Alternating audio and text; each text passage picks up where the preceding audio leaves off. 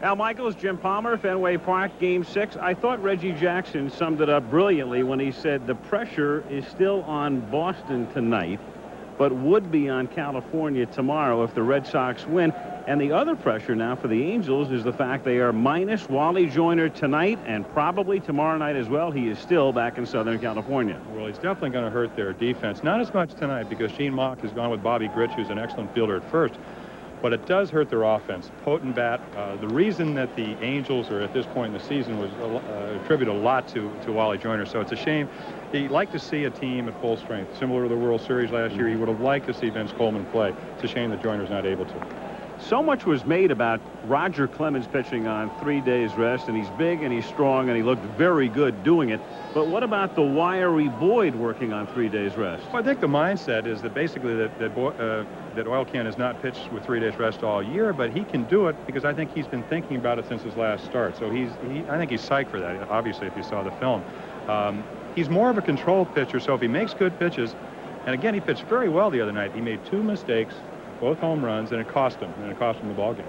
I would think Kirk McCaskill of the Angels is hopeful that he can start tonight's game where he picked up in about the 3rd inning in his last start here last Wednesday. Well, he said he was very nervous, and I think you could see it. But historically over the season, earned run average the first 3 innings is almost like 5 runs a game, and then he settles down. So second start, I would think he would channel some of that energy. He said the energy was going in the wrong direction, has outstanding stuff. If he makes good pitches, he can be very tough. Just to quickly, what's your thought right now? The way Donnie Moore pitched the other day, and we know his shoulder is hurting, and the way Doug Corbett pitched the other night, do you think Mock might try to close if he has to close with Corbett? I think that we will probably see Corbett, and I really think that what Boston has done because of Schiraldi's good effort is reestablish their bullpen. I think he has a lot of confidence. Okay. Boston against Calafluti, a good man, and one of those looking on tonight at Fenway Park. And there's the California lineup tonight. Pettis, Jones, Downing, Jackson, DeCense, Schofield, and then Grich, Wilfong, and Boone. And here we go. Game 6 at Fenway Park on what's turned out to be an almost summer-like night. It is dry after a very wet morning, a heavy downpour, a very cloudy day, but humid and warm. It feels like it's about 75. Gary Pettis to lead things off, missing outside. It's the kind of weather that neither favors the pitcher or the hitter. You look at the year that Dennis Oil Can Boyd had, 11-4, then lost 2 right before the All-Star game. Look at the first strike, then was suspended. Came back with 3 starts, struggled, earned run average of almost 6 runs per game, then was 5-1 until he pitched the other night. Again, one of the players that caused him the most trouble was Gary Pettis. He's hit 2 home runs off him on changeups. So we'll see how he pitches, maybe with a little more fastballs tonight. Inside, 2-1 the count.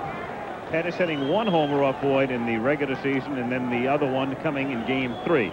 Rich Garcia works the plate. Larry Barnett at first, Larry McCoy at second, Terry Cooney umpiring at third, Nick Bremigan down the line in left, and Rocky Rowe in right.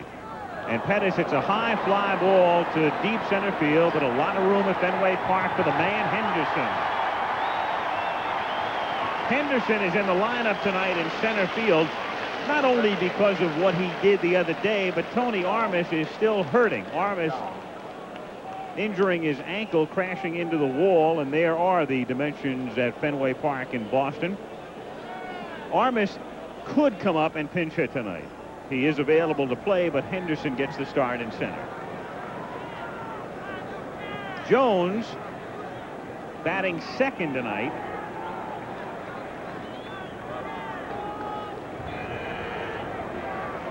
And Oil Can Boyd starts him with a breaking ball missing low, ball 1. 1-0 the count. The Angels using their 6th different lineup. So Rupert, who has led off, who has hit well down in the order during the season, bats in the number 2 spot tonight, and a lot of the maneuvering because of the absence of Wally Joyner in there. 1-1. And that and the fact that Pettis is having such an outstanding series, both left-handed and right-handed, a switch hitter. So with his base stealing abilities, you like to get him up on top when he's hitting. Well over 500 at 547 from the left-handed side, which is the way he's going to be facing the can tonight. 1 out, bases empty in the top of the first inning.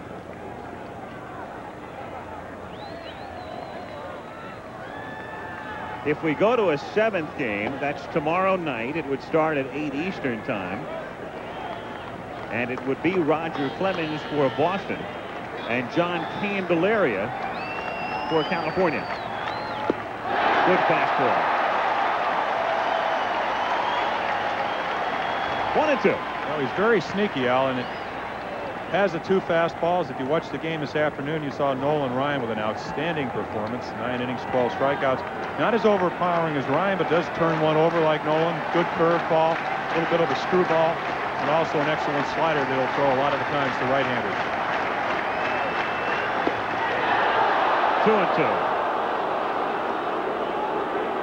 Control pitcher, under 2 walks per game. I would think, though, tonight with only 3 days rest, that's what would maybe indicate he's a little bit off, is you just see the ball miss outside. Tried for the outside corner, and Gedman with a real good look for Richie Garcia, but the ball was just outside.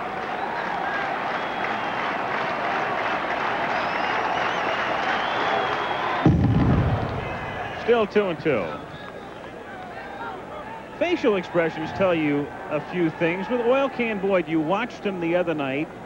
He is like a volcano on the mound, and yet tonight slightly more pensive. And again, everything is relative. He's taking a little bit more time, and you can tell he's been talked to by Bill Fisher, by John McNamara. Stay within yourself.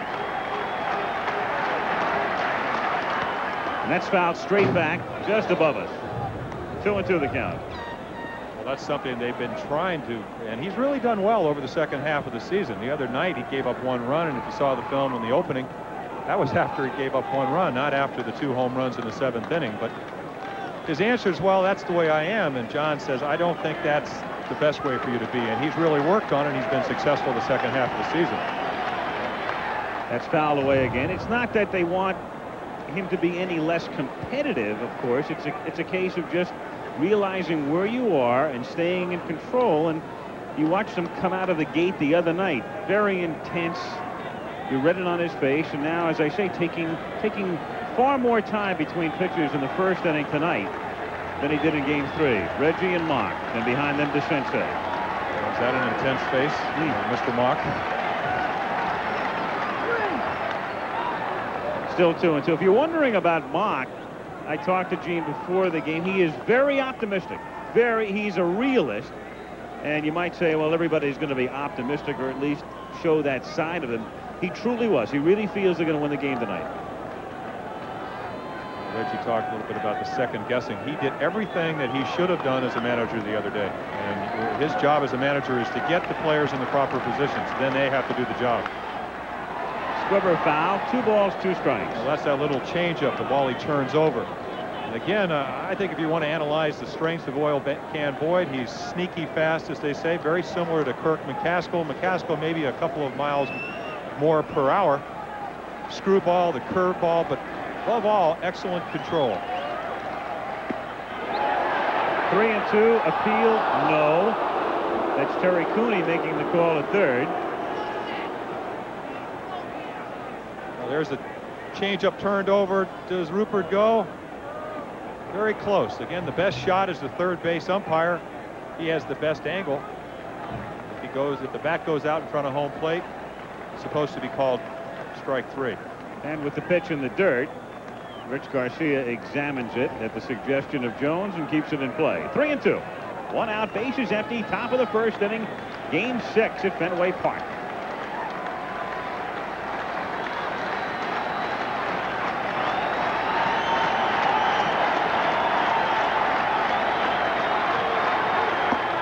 And he's on. So Jones fouls off enough pitches to work the walk from Oil Can Boyd. The Angels have the game's first base runner, and Brian Downing comes to the plate. Right, Downing. Already something very uncharacteristic of Oil Can, a walk. As we said, under 2 at 1.9 per 9 innings all season. And that's something you really can't afford to do up here in Fenway Park. There's one weakness that Oil Can has, it's the home run ball. Then again, that's what did him in the 7th inning in the 3rd game. solo home run on a hanging slider by Schofield and a hanging high changeup that Pettis drilled into right field for a 2-run home run. Downing with Jones at first base, takes high, ball 1. 1-0 the count. It's funny, I mean, there were so many things that happened in Sunday's game for those of you who saw it, and then for those of you who only saw highlights, there were so many highlights just in watching the Sunday night shows and what took place yesterday. Among those that were left on the edit room floor was Downing's great catch. In there, 1-1. As great as that catch, the truly significant thing about it was it kept him in a game. As you said, Downing over his head into the wall like a linebacker. It's nothing new if you're an Angel fan and you've seen him play.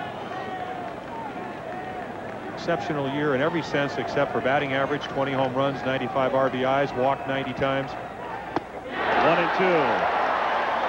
And again, we mentioned the story the other day, and maybe it's worth repeating when you saw what Downing did the other day. He's the man who went on the disabled list after his first pitch in the major leagues. He went after a foul pop so hard, hurt himself to the extent he was on the disabled list for 2 months. One pitch.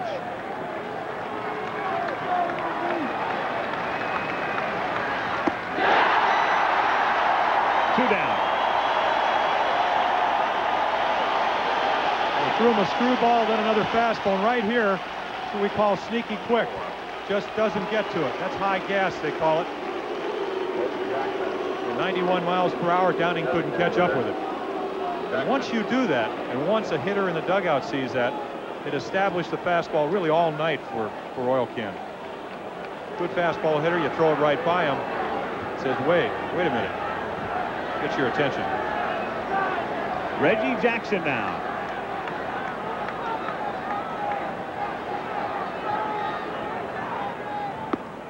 One and 0 the count.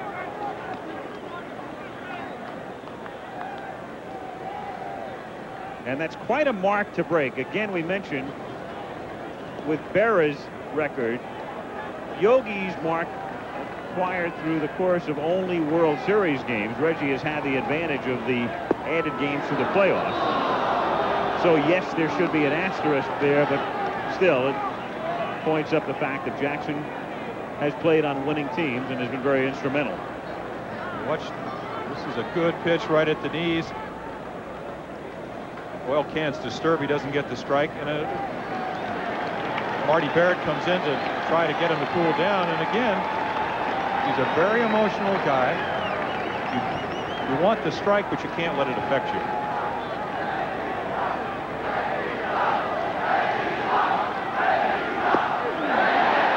Two and 1. And Reggie almost looking back and saying something along the lines of, was that to get even for the second pitch? Well, Reggie's only 2 for 17 with only 4 balls in the air, and what they've done is pitch him up. And he told us in the first interview, I have to lay off that pitch. He hasn't been able to do that. 2 and 2.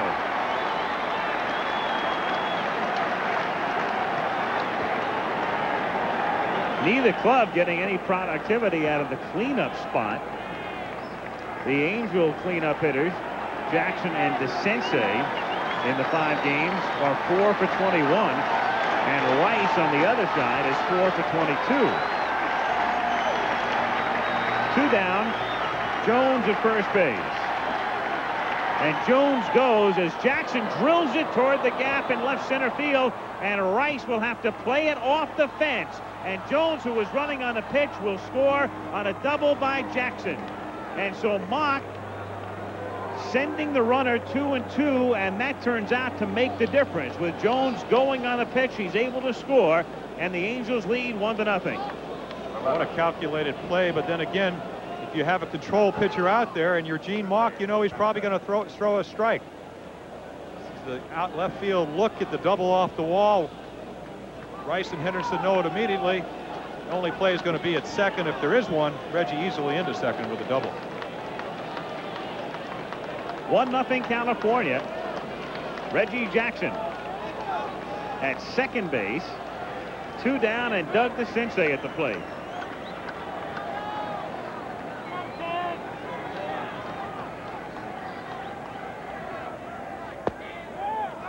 1-0. An important thing to note is that the only two games that have been blowouts, talking about the first Angel win and then the Red Sox, the 8-1 and then 9-2, are innings where the both teams have had big innings. So especially here at Fenway Park, you have to stay away from the big inning. You give them a run, you just don't want to turn it into a 3 or 4 run inning.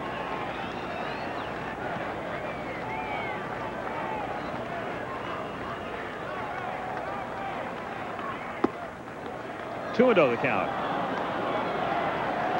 Another thing to note is this is a game that obviously is more important to the Red Sox than the Angels. If you're John McNamara, you don't go very long with your starter. Coming back one day short, the bullpen will be up early. And Al Nipper would be that man if they had to go early, as was the case the other day when Don Drysdale interviewed McNamara before Game 5, and John said the first man in would be Nipper early, and then of course once they got later into the game, that changes the whole sequence of things. Well, it certainly does, and I think a lot of people misinterpreted what he said. He was talking long man, and then you get into the short inning, late inning type of situation. Schiraldi having pitched the night before, you go with Crawford. Did one heck of a job. Came in with the bases loaded and 1 out. The Sensei to pop up, Grich to hit a soft liner back to him. Strong inning, a run, and then Schiraldi comes in and reestablishes confidence. 2-0 on the Sensei. Half swing foul, and the count is 2-1.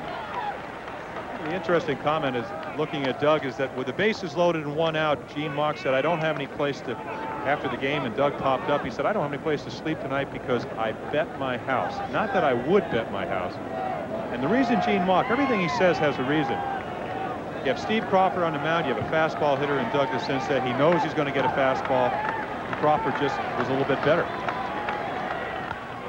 High drive to deep left field, driving Rice all the way to the fence, and that one's off the very top of the wall. Scores Jackson, throw to Barrett, not in time.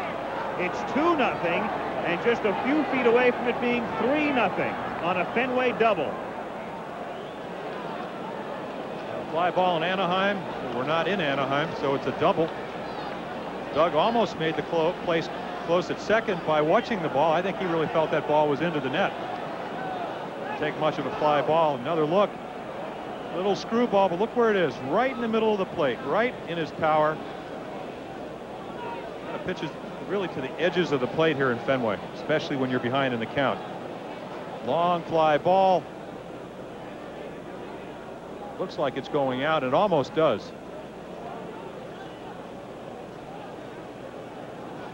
Two feet. And DeCinces has now hit safely in every game, and Bill Fisher visiting the mound. So Oil Can has been composed. He has been deliberate, but he got burned on the walk to Jones after he had him 1 and 2, and Rupert kept fouling them away. He finally lost him. And then the doubles by Jackson and DeCinces, and the activity in the bullpen as Al Nipper begins to throw. 2-0 Angels, and Schofield having a very good series.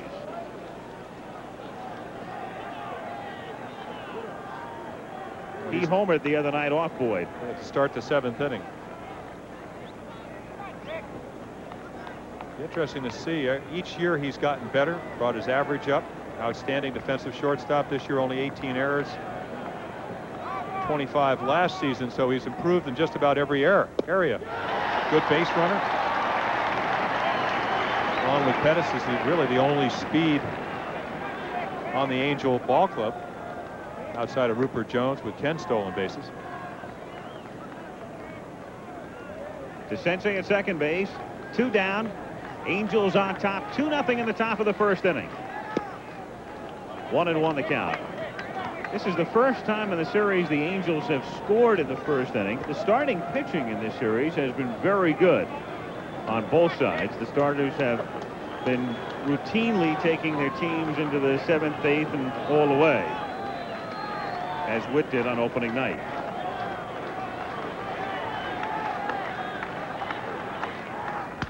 Broken bat bouncer to short, and Owen has no play, so he has to hold on to the ball as the Sensei stops at third. So Doug is at third and asking for time, and a little shaken up. And Schofield at first base. The fans boo because there's no play, but again, another looks like a screwball on the outside part of the plate, except you can see Owen up the middle. Knows he doesn't have a play at third, nor at first, makes the wise decision and holds the ball. And the Sensei a little shaken up, flexing his leg. He's the runner at third. There's Doug. And another look.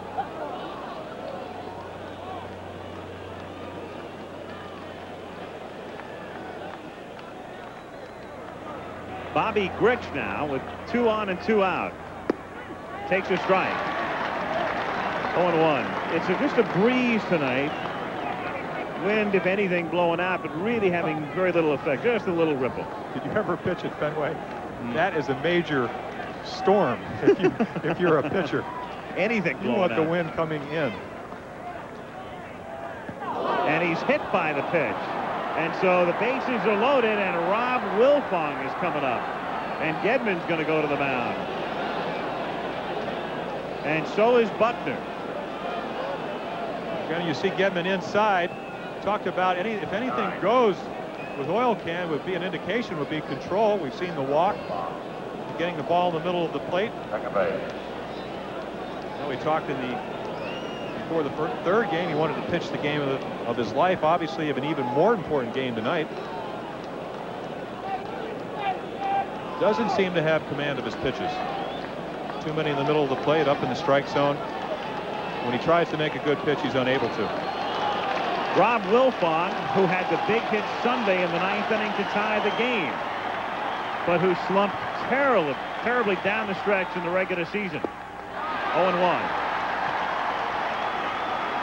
In so many games, really what it sometimes comes down to is when you need an out and the right hitter is up there, you need to get him out. And this is a perfect example.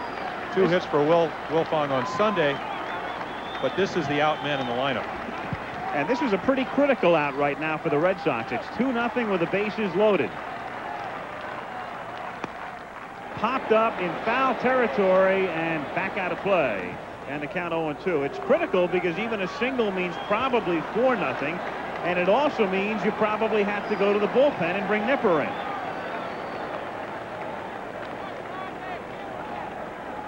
And Bob Boone is on deck. So Wilfong, the number 8 man to bat in the first. I think if you were John McNamara, you really don't know what Al Nipper's going to do. He's a sinker ball pitcher. He hasn't pitched in a long time. Usually takes him a couple innings to accustom himself, get the sinker working. So this is extremely important out. And the 0-2 to Wilfong is hit foul sharply outside first. Still 0-2. John McNamara in his second season now with the Red Sox, and again he was the Angels manager in between the reigns of Mott. John managed California in '83 and '84. Before that Cincinnati, before that San Diego, before that Oakland. 0-2 to Wilfong, fouled away again.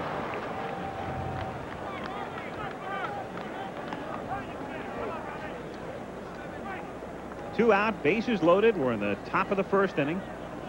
The Sensei, Schofield, Grich. 2-0 California. 0-2 pitch. Still 0-2.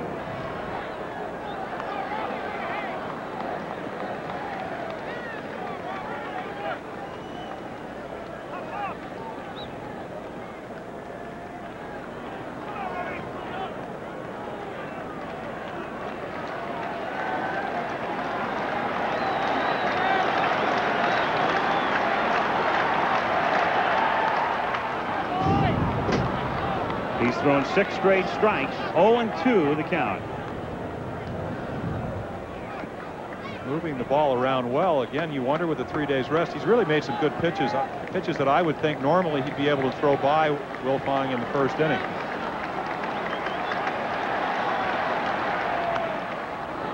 Seven straight strikes and still 0-2.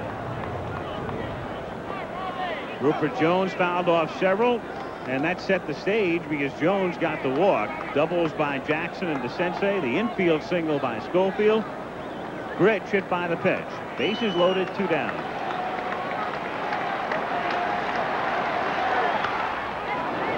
Eight straight and 6 foul balls.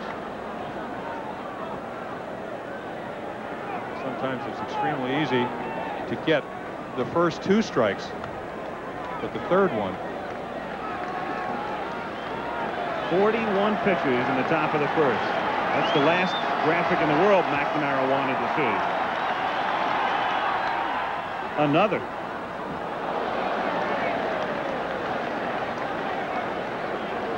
I mean, you never know what's going to happen in a baseball game, and it's very, very early, but again, this is a very critical at-bat here.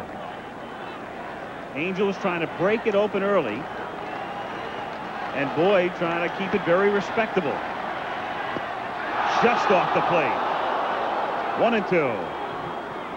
Well, the Can's probably saying to himself, I know what happens when I make bad pitches. As you see the 0-2 pitch, he's right on the outside corner, a little bit off the corner. Again, Richie Garcia, the home plate umpire, going right with Rich Gedman. Popped up, and he's going to get out of the inning as Buckner calls for it, makes the catch. Well, it took him season with a mark of 357, and he compared this batting title with the other 2 he's won. Well, as far as all the adversity I've had to deal with this year, this probably means the most because it took a great deal of concentration to come back from what I had, and to come back and win a batting title after the death of someone that's so close to you, that gives me all the confidence in the world for the years to come. How were you able to pull through that period, and how are you doing it right now? Well, right now it's a lot easier than it was in July. I hit 247 for the month of July, and baseball was very meaningless to me then. I really didn't care about anything. I didn't care about getting hits, and that's not Wade Boggs because the concentration wasn't there, and luckily it came back to where I could enable myself to get back up to 357. And the Boston lineup tonight has the man Boggs leading things off. Marty Barrett batting second, and Bill Buckner hits third. Jim Rice is the cleanup hitter. Another of the heroes on Sunday, Don Baylor, batting fifth. Dwight Evans bats sixth. Big day for Gedman on Sunday as well. He hit seventh. The biggest day for that man, Henderson. And Spike Owen rounds out the lineup. Angels outfield, Downing, Pettis, and Jones. In the infield, DeSensei at third, then Schofield, Wilfong, and Gritch. Bob Boone catching, and Kirk McCaskill. 2 years with California, and a man who really came on this season. It's worth noting, again, the Angels with good young pitching, and then augmenting that with good old pitching. When this season began, they figured on McCaskill. They knew they had Witt.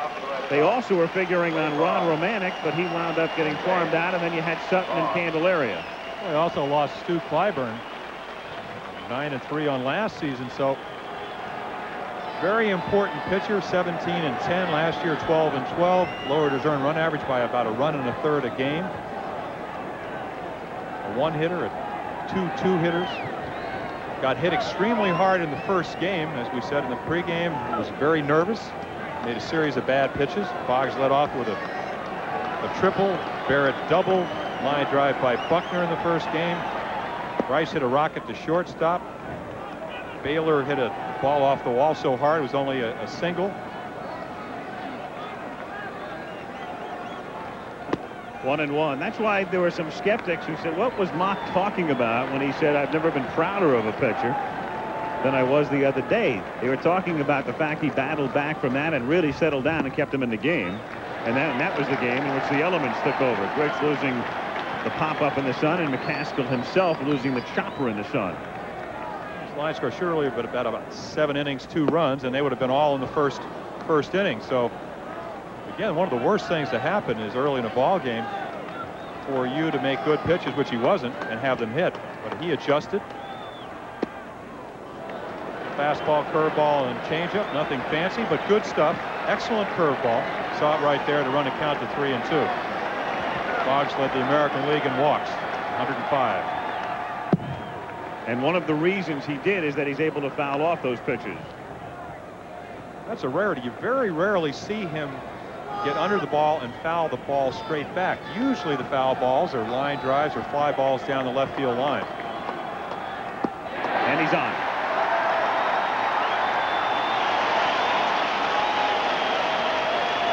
Boggs at first base and nobody out, and now Marty Barrett comes to the plate. A gutsy pitch, you know, hitter, especially of Wade Boggs' caliber, is not going to swing at too many balls, yet you throw your curveball. To me, it indicates he has a lot of confidence in it, but wasn't able to throw it for a strike there. Boggs at first is no base stealing threat, of course. As far as base running, he is hampered now. Slightly torn hamstring and a bad knee and ankle as well. 1-0. And this crowd very much into it right now, very early on. And Boone wants to settle down McCaskill. I think they probably watched on television and saw what kind of impact the crowds in California had. Great fans here in New England, but they can be a little bit, I guess, sedate. They sit back and they wait for things to happen. And I'll tell you one thing, if you get a 2-0 lead, what you'd like to do is go out there, get them out 1, 2, 3, get your team up at bat. And by walking the leadoff hitter, I think you give the Red Sox a little confidence boost. And then you go 2-0 on Barrett with Buckner on deck.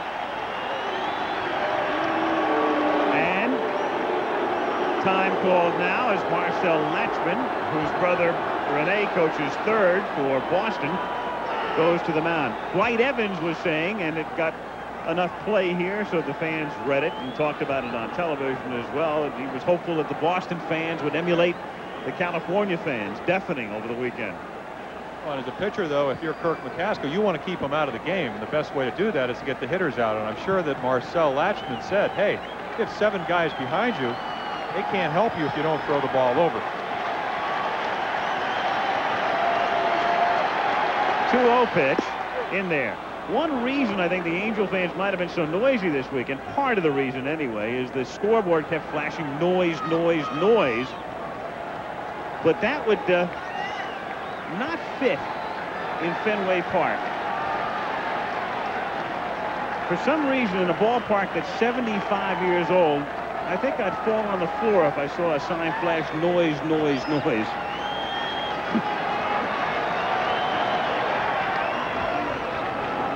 2-1 with Boggs at first base and nobody out.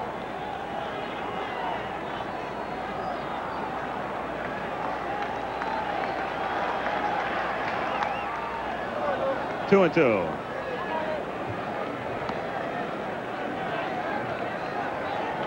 Of course, John McNamara is not going to do anything like hit and run at this particular time until McCaskill proves that he can throw strikes. He's going to walk you.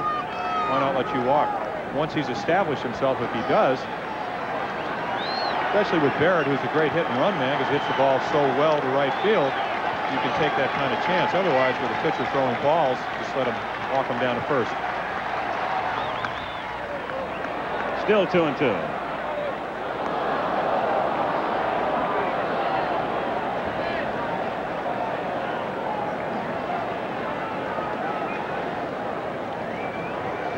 Boyd throwing 44 pitches in the top of the inning. And McCaskill is off to a pretty good start in that department.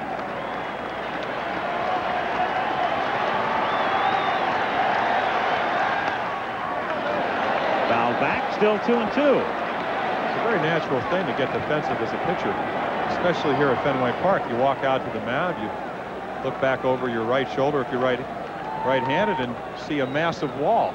The bottom line in pitching is you have to get ahead of the hitters, try to get them to swing at balls, establish your pitches, and so far McCaskill really hasn't been able to do that.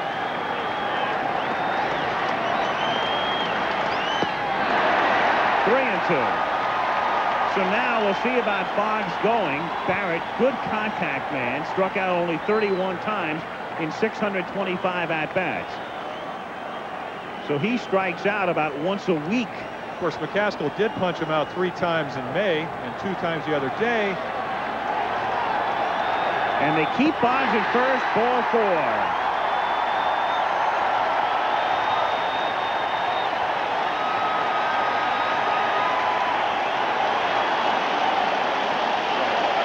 First and second, and nobody out, and here is Buckner.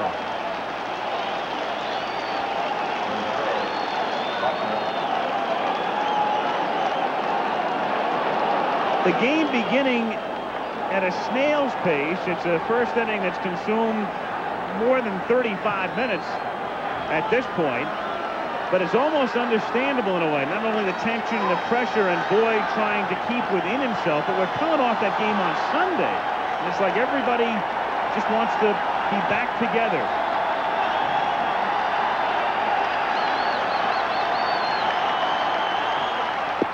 Strike, 0-1. Buckner had to leave the game the other day, hobbled off, was taken out for a pinch runner. But treatment, nothing new to Billy. It's an everyday occurrence, and back in the lineup. He plays through a lot of pain and has throughout his whole career.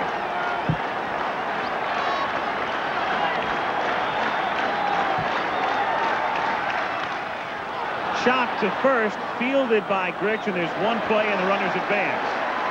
So Boggs goes to third. Barrett pulls in at second. Buckner is gone, and Jim Rice comes to the plate. Well, Billy Buck doesn't walk very much, but what he did was as good as sacrificing, even though that wasn't the intent. Jim Rice, and he is getting a standing ovation. And again, that's another of those plays the other day that never made the highlight reel. Rice going to the wall to catch Pettis's drive at the fence. 2 feet higher, and Pettis hits a winning home run.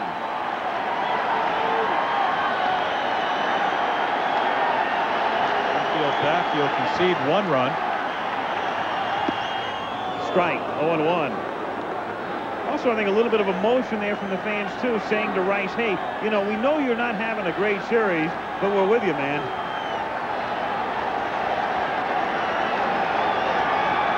Infield back. And it gets by Boone, and Bob scores 2-1.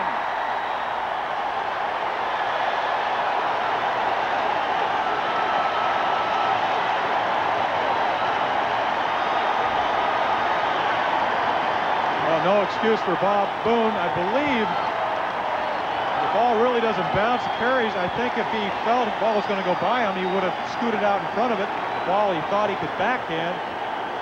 Almost in the dirt, but not quite. It speaks of what kind of velocity and movement the McCaskill has, but does score a run. Passed ball is the call. 2-1 the count. So Marty Barrett is now the runner at third, and he's the tying run here in the first inning with 1 out. 2-1 the count on Rice. And the Angel infield has to play back, so all it takes is a ground ball, and we're tied.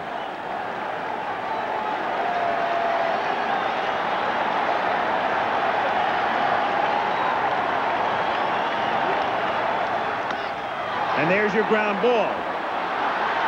And we're tied.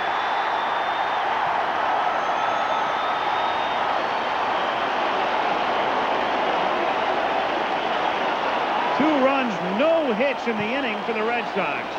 2 out, bases empty, and Baylor at the plate. You're sitting at home, you don't realize good low fastball, pitcher's pitch. Rice, no dummy, looks at the infielder's nose. The ground ball will score a run. Not selfish, he hits it. Are we on our way toward another Sunday ride? Again, I know Kirk McCaskill did not want to let the Red Sox back in the game this soon. Sometimes you can't always do what you want out there. 2-0. Looks like he has better velocity, but again, if you can't channel it and do what you want with it, you become a thrower instead of a pitcher. In this inning, he is throwing the ball, not pitching.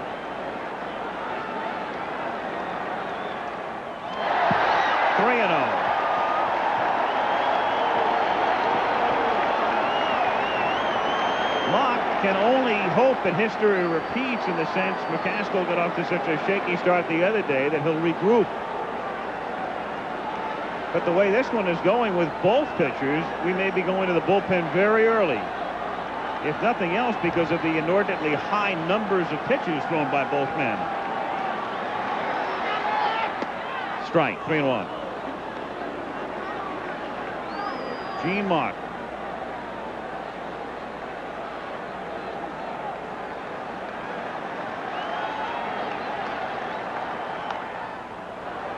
Three and two now. 2 out, bases empty, game tied in the first inning. 2-2. Not really see typical Red Sox Fenway Park baseball the first 2 games. A lot of runs scored, which can happen very easily up here, but a lot of times they're 9-8, 8-7, 10-8, 8-1, and 9-2 are blowouts. High fly ball, shallow left field, and Downing comes in and makes the catch. So both pitchers stumbled at the best despite the passed ball in the bottom of the first inning. He can have quite an effect on each hitter as they stand in, as attested to by Dwight Evans. You can't tell how good this guy is until you run it back in slow motion. And that's the only way you can pick it up. He's so quick. You see a pitch that says, you know, you say, that might have been low, but I'm not too sure. Now you run it back in slow motion. You see him go down with his glove real quick and then come back up. And then you see the umpire call strike, and you say he caught it low and brought it up. He's the best at it. He's an artist. And I don't know who taught him that. I don't know if they taught him that at Stanford or what, but he's probably the smartest catcher in the game today. He's got a PhD in pitch framing. Well, it's not only that. When the hitters talk about it, they said you can't guess with him. He's constantly moving the ball around. Of course, the way McCaskill really exhibited wildness, it's real tough to really sit anywhere and develop any pattern, which is what you need to get those pitches. Boone to lead off Pettis and Jones. Boone having a great series at the plate. 9 for 17. Top hitter on both clubs. Breaks his bat, hits it down to Owen, who one-hands and gets him. Spike Owen throwing out Boone. 1 down here in the second inning, and out of the top of the Angel batting order, and Gary Pettis. Pettis made good contact in the first, flying to deep center.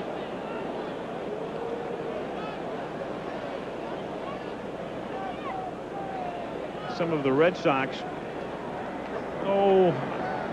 questioning to a minor degree the bats of Pettis and DeCinces. Some wondering how Gary Pettis can hit a couple of balls as he did Saturday and Sunday so far the other way. And they were talking about DeCinces' double that preceded the home run by Gritch off Henderson's glove as a fly ball that traveled a little further than you might have thought. 1-1.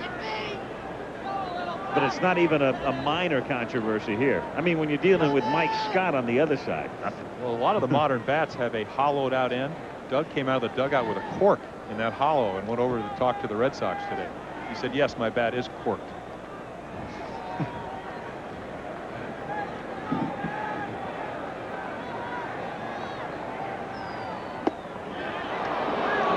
2-1 the count. If you go back, and even before that double, he hit a double that really got Tony Armas out of the game. A ball he tried to catch in straightaway center. He said, if my bat was corked, how far do you think that ball would have gone? I said, well, it never got higher than the fence. It probably would have gone through the fence. That's ripped into right center field. And Gary Pettis picks up his 9th hit in the playoffs. So Pettis at first base. Gary with his 50 steals in 63 attempts this season, but Gedman has been equal to the task on a couple of occasions. 4 out of 5. They've attempted 5 steals. He's thrown 4 of them out.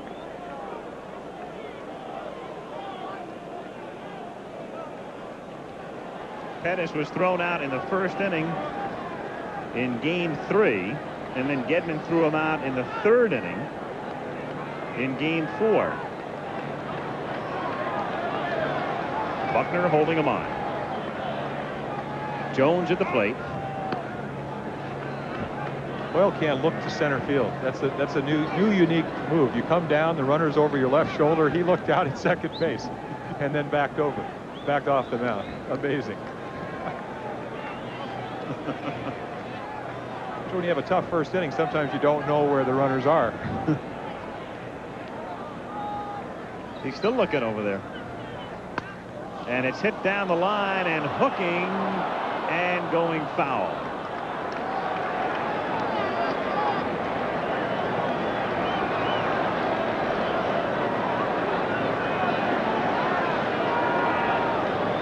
Rupert Jones trying to play on a world championship team for the second time in 3 years. He was with the Tigers in '84. And that was after he had been released and had fought his way back to the big leagues through the minors.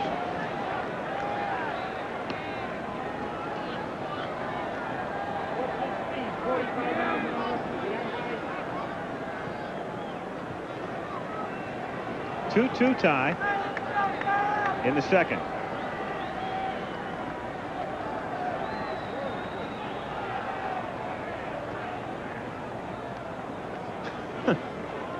A long look toward center, and then he calls time. Well, it is one thing you can do. You can hold the ball a long time, which he did there. You can throw over there a long time. You can quick pitch to home plate. But the one thing you can't do is let it bother you so much that you make bad pitches to home plate, because that results in 2-run home runs, especially with a man on. First pitch was a hanging screwball. He was lucky that Jones was out in front of it.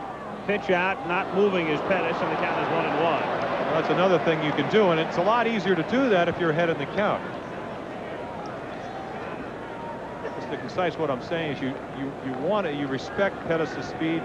You know that he stole 50 bases. But really what your main task as a pitcher is to get the guy out at home. Nipper is throwing again in the Sox pen.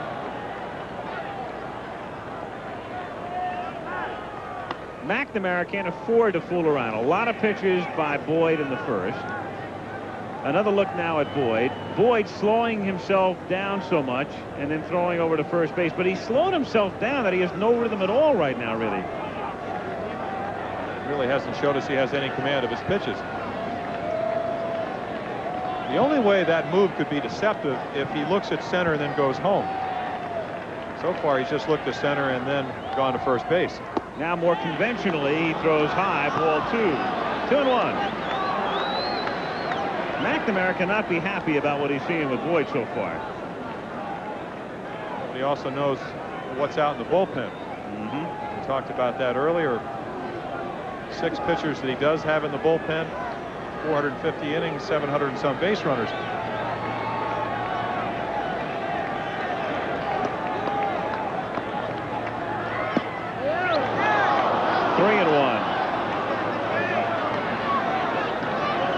They did get a surprisingly good performance out of a guy who was lost in the bullpen, and that was Steve Crawford.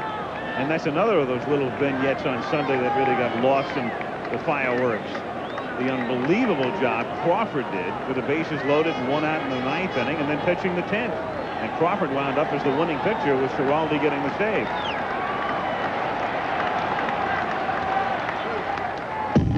Fouled away. 3 balls, 2 strikes now. 3-2 the count on Rupert Jones. Well, he will be running here.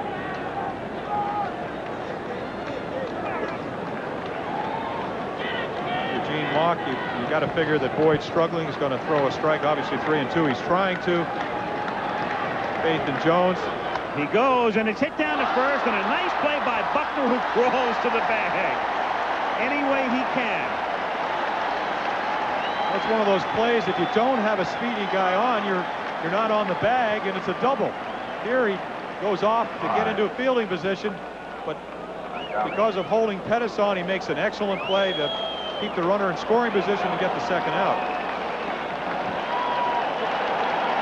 Pettis at second base with 2 down, and Downing is the batter. Downing with 6 RBIs in this series, and 4 of those came in game 1. The most important of the 6 was one in which the bat never left his shoulder when he was hit by Schiraldi's pitch on Saturday night. That tied the game, and Grits won it.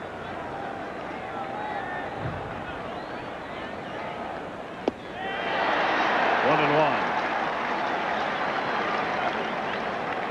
It's the first curveball we've seen, and talking to Mark Sullivan, the backup catcher, he said you really have to call that pitch. Even though he has an excellent one, he doesn't want to throw it. He wants to mess around with the slider and the changeup and the screwball. Doesn't really, I believe, realize that really an infancy of state of as far as being a pitcher, how good his curveball is.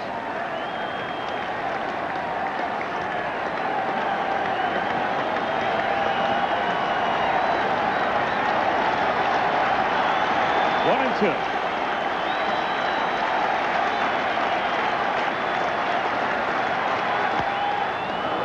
Toward right center field, deep but playable. Evans. No runs, one hit. Pettis stranded at second. At the end of an inning and a half, two. Evans, Gedman, and Henderson in the bottom of the second inning. Evans trying to get on track in this series. Talk to him about that. Really a very significant single in the 11th inning. Baylor got hit by a pitch. He hit a ground ball up the middle. And he said, that's what I have to do, basically, and not to make excuses. He said, when I come up with nobody on, and this is a perfect situation, so we'll see what he does. He said, I've been trying to swing for a home run.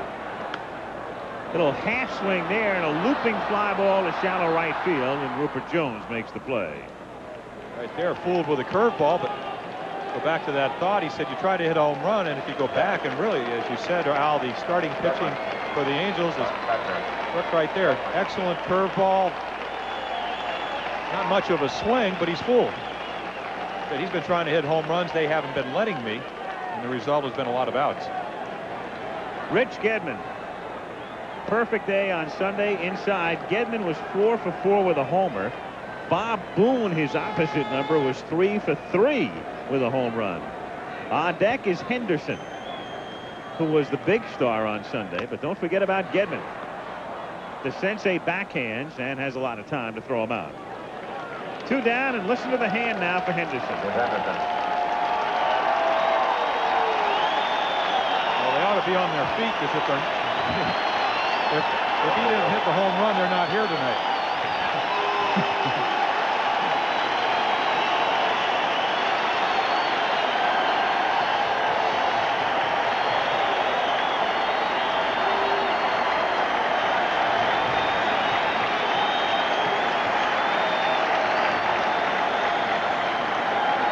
Another of the great things about this game, he dwells and toils in anonymity for years in Seattle, and here he is, a playoff hero.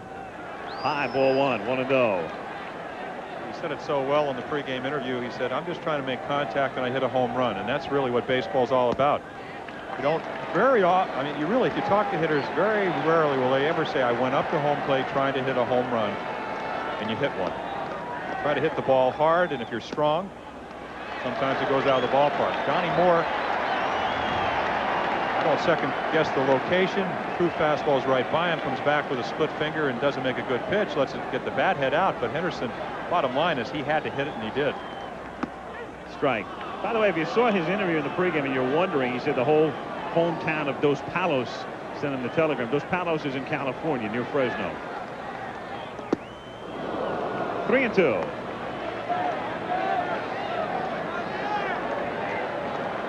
Good idea of what kind of stuff Kirk McCaskill has. 3-1. Henderson obviously looking for a fastball. Got it and still couldn't get to it.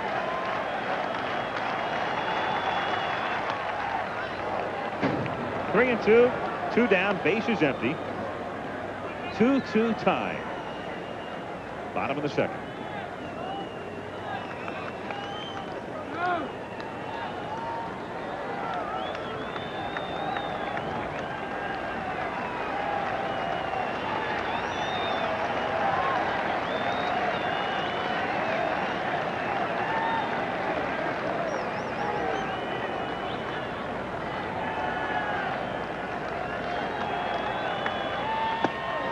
Got him. Does it the hard way. He goes from 3-0 to 3-3. And at the end of 2, it's 2-2 at Fenway. Rather easy to do, to come back after the season I spent playing professional hockey. Third inning now with Reggie Jackson, who doubled to drive in a run. Jackson to Sensei and Schofield against Oil Can Boyd in the third.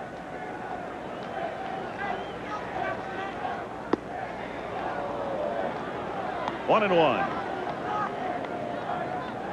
Remember when this series started and the little controversy just before the first game. What about Reggie's hand and wrist? And was it hurt punching the dugout wall in Texas? It seems like about a year ago, doesn't it? 1-2.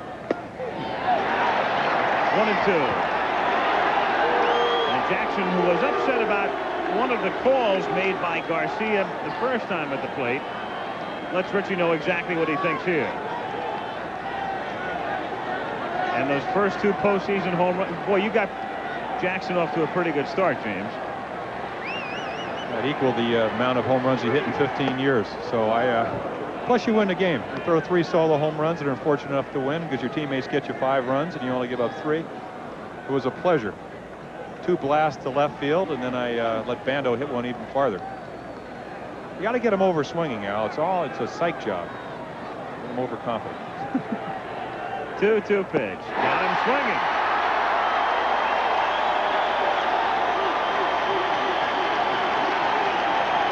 They established the fastball away, and it looks like he just turns this one over. Look at run away. Reggie tries to go out. The ball drops right on the corner.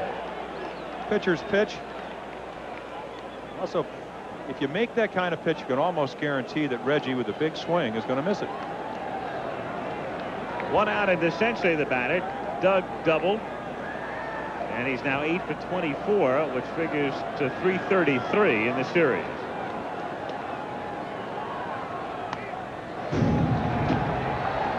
Talking the other day about Reggie Jackson and the fact that even having a poor series statistically, he still gets your attention. The compelling figure. There is no louder sound for a strikeout than when Reggie Jackson goes down. Oh, you'll hear the fans respond in certain game situations when you get a vital strikeout, but just take your everyday, ordinary, top of the 3rd inning leadoff strikeout, and the way the crowd goes wild when it's Reggie who goes down.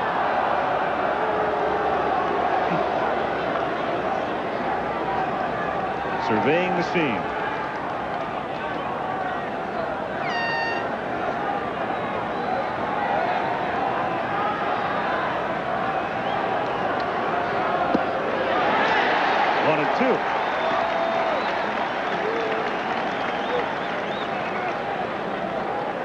After 5 games, you get to be a pretty good lip reader.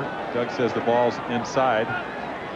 It does look like Oil Can has established his control. Perfect pitches to Reggie. It looks like he's on the corners. McCaskill certainly is throwing a lot better as far as command of his pitches.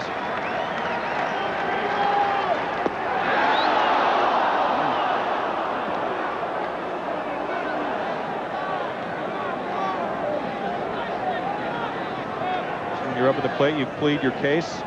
Pretty good pitch right there. Makes the umpire think. They got him. So that's the 2nd out here in the 3rd inning. And he goes from has not struck out in this series to past tense.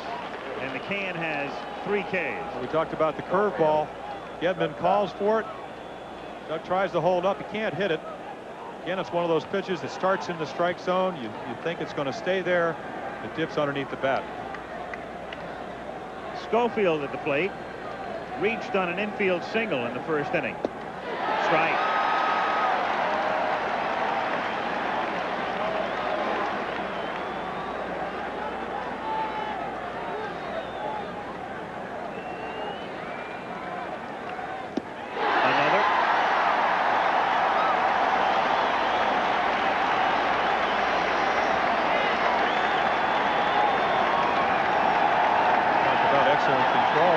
Gedman move. He's almost hitting the glove every time.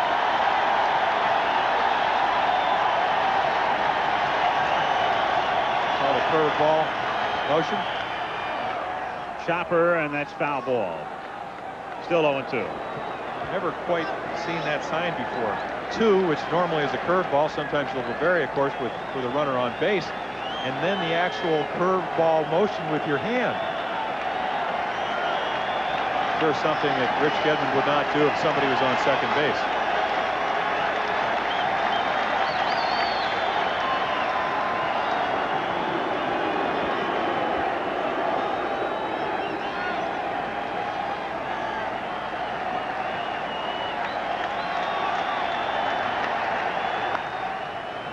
popped up down the line. Rice is there.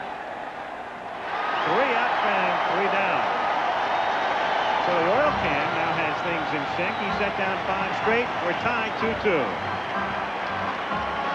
2-2. 2-2 tie in game 6.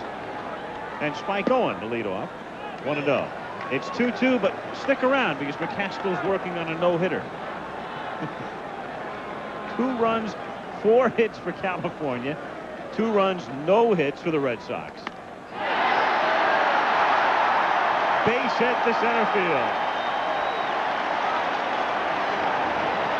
We laugh about no-hitters with runs being scored. That's what happened to the Angels this year. Joe Cowley, the night he threw the no-hitter against California, won the game 7-1. Well, trying to get ahead. You throw the spray hitters, the contact hitters, good fastballs, and Owen, who's been up 11 times left-handed with 4 hits after having really an awful time with the Red Sox late in the season, only hitting 143, is having an excellent series. Throw a knee high, low and away, and he gets a base hit. You start to wonder, and then it brings up this gentleman who is struggling here, even though Al, he's hit the ball extremely hard. It's a deceiving 5 for 21, a very deceiving 5 for 21 for Bob. It's over 200 hits 4 times for the Red Sox. The impressive thing is when you hit 357 to win a batting championship and your batting average lifetime only goes up 1 point, you know you've having a pretty good career. Little squibber up the line. It is a foul ball. Foul ball. Irrelevant at second base. Foul ball is the call. Now again there on a chopper up the line like that, the call belongs to the plate umpire, Garcia, until it passes first base, when it then belongs to Barnett, the first base umpire. Well, Bobby Grich tries to get the ball as quickly as he can, and right here Rich Garcia who has a perfect view, tries to get out from behind the runner, and you can see the ball's about 6 inches foul. Bobby's the type of player that tries to take every edge. Again, here at Fenway, you want to stay out of the big innings, so you'll take any out. Get the ball before it's fair. You know you might get a guy in scoring position, but you have an out. Owen doesn't run. He stole 4 bases this season in 8 attempts. And he takes a conservative lead. The 1-1 pitch is in there, and the count 1-2.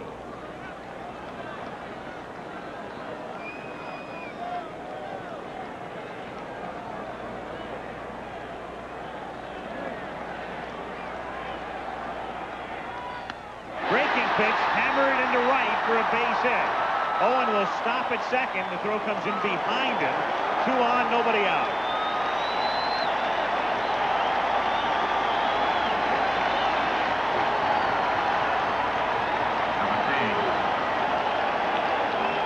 This is a curveball. It's knee high. A little bit too much in the middle of the plate, especially for a guy that's won 3 batting champions. Head down. You can still see it still down. And rakes it into right field. Nice play by Jones. Charged the ball and set up really what I would think would be a sacrifice situation with Marty Barrett. And the Angels have to protect against it. DeCinces calls time so that he makes sure he and McCaskill are together on what they'll do with a bunt. And again, as we've pointed out, in each sacrifice situation for Barrett this season, this is the type of thing he does so well. He led the league in sacrifices with 18. Well, here this is where you really miss Joyner. Grich is an excellent fielder, but when you have a left-handed fielding first baseman, he can come in and make that throw much more easily to third base if you're going to try to get the force. Now, normally in this situation, even though Barrett did go to first base the other day in a similar situation, you want to make the third baseman field the ball. The night in the 11th inning, Gedman with a pop fly bunt, really in a situation I don't believe they really knew whether Rich was going to be bunting or not. He dropped one down because DeCinces didn't come all the way in. I think the Angels right now are exhibiting the posture of having a defense set for the bunt. So DeCinces no doubt will charge. And he misses. He actually foul-tipped it 0-2. And so Barrett, even though he did lead the league in sacrifices, laid down 2 in bunt situations on Sunday, and each was turned into a force at second. And now the count is 0-2. And DeCinces still wants to call time because it's not out of the total realm of possibility that Barrett could still be laying one down here. And DeCinces knows it as well as anybody, so it's not a case of just saying to yourself, I'm going to back up and play normal. And what he's doing, as you can see, is he's still guarding against the bunt.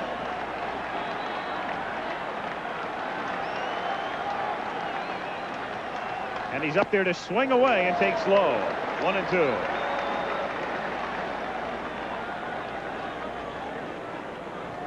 Owen at second, and Boggs at first. Nobody out. Bottom of the third. Game tied 2-2. Barrett 286 during the season. 360 here in the playoff. He can swing the bat, so sometimes you'll let him do that. Also is the type of guy that hits the ball the other way. So in many cases, you can advance runners really without bunting. Obviously, that was their intent here, but he wasn't able to get the ball down. 1 ball, 2 strikes. Again, Barrett even with 2 strikes after checking with third base coach Rene Latchman. Getting settled back in.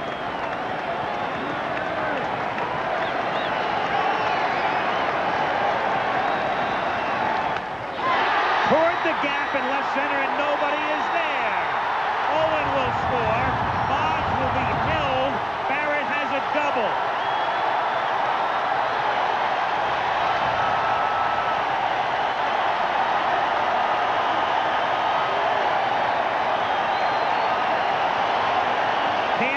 Can't bunt, foul one off, double to the gap. 3-2 Boston.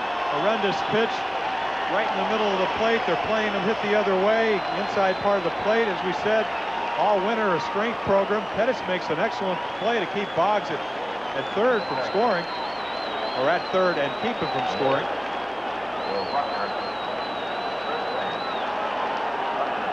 Not a very good pitch with 2 strikes.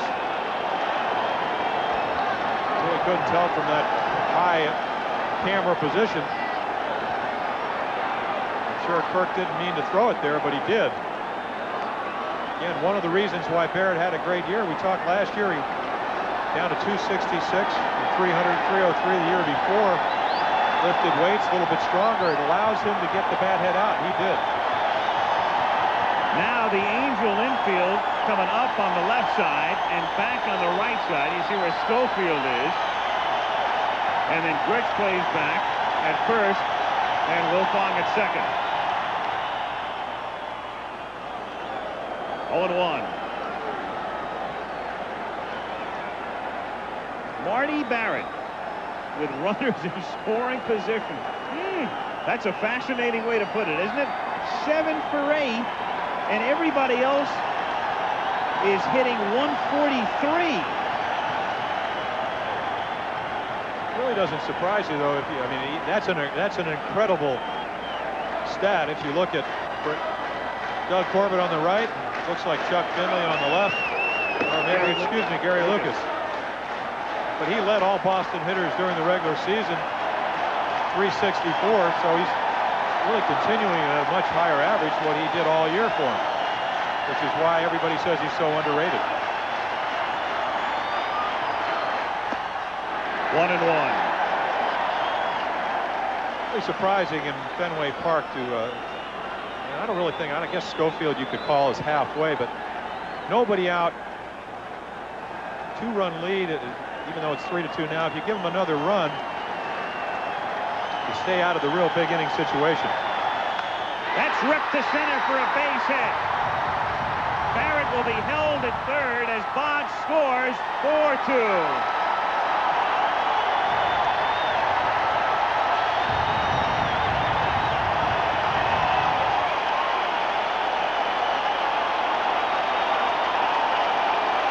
Tries to throw a fastball outside half.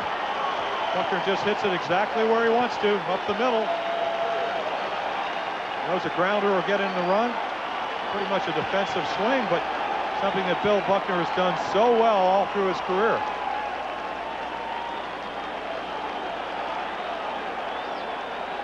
So 4-2 as the Red Sox erase a 2-0 California deficit. Fenway is rocking. Laxman is going to the mound. The loser of this series, of course, will go home for the winner. The winner will feel like they're on vacation at the World Series.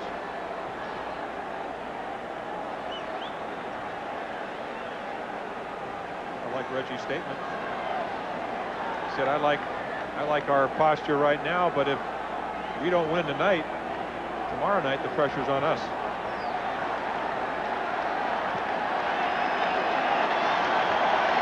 So Barrett is now at third. Buckner is at first. Nobody out. Bottom of the third inning. Boston trying to break it open, but it really takes a lot to truly break open a Fenway Park game. Keep that in mind. 6-2 or 7-2 here, if they get that far, is not 6-2 or 7-2 in a lot of other places. Right now it's 4-2 Boston. Infield double play death as Rice fouls it away.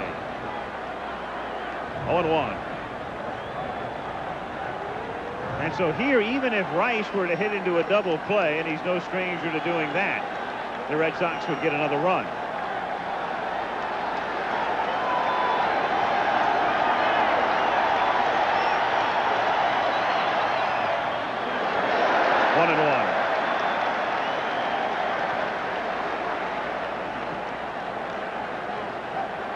Subject that's been talked about so often. Last year, Jim hit .291, 27 home runs, 103 or 4 RBIs. Everybody said he had a bad year because he hit into so many double plays.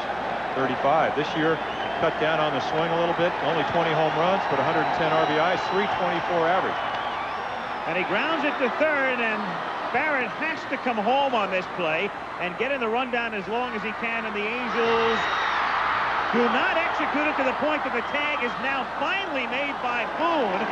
And in a Keystone Cop scenario, the Angels finally get the out, but also, even though it was not exactly what you would put on a videotape and show at a clinic, they did do what they wanted to do and keep the runners at first and second. That's because of Boone. Right here, DeCinces knows, can't get two. This is where the play eventually will turn into a Keystone Cops thing, but he runs him back. Now, good move by Barrett right here. Ducks right underneath him, but still have him going back to throw in the tag. So 1 out, and Baylor the batter, and the scoring is 5-2, 6-5-2. That's another key element of that play, Al, is that Buckner, without any speed, really is only taking one base at a time. So even if you try to get in a rundown, which is what Marty Barrett did, you don't want to take yourself with Baylor coming out of a big inning, so Buckner stays at second. 2-0 the count. And in that situation, first and third, and nobody out on the ground to the third, the runner at third has to come home. You have to, because if you don't, the third baseman is liable to go to second for one and back to first for a double play, and then where are you? So what it amounts to, as Baylor takes a strike, is that you would rather have first and second and 1 out as opposed to man at third only and 2 out.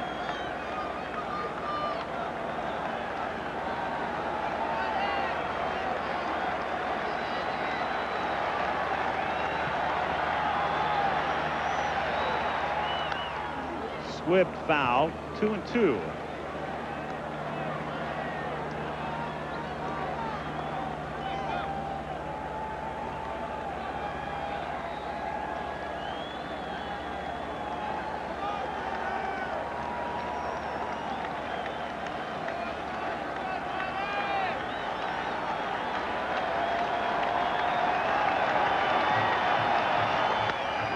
Toward the gap in right center field, and a base hit in front of Jones, and Buckner has to be held at third, and Rice is nearly toward third. Rich cuts it off and then throws the ball away by Wilfon.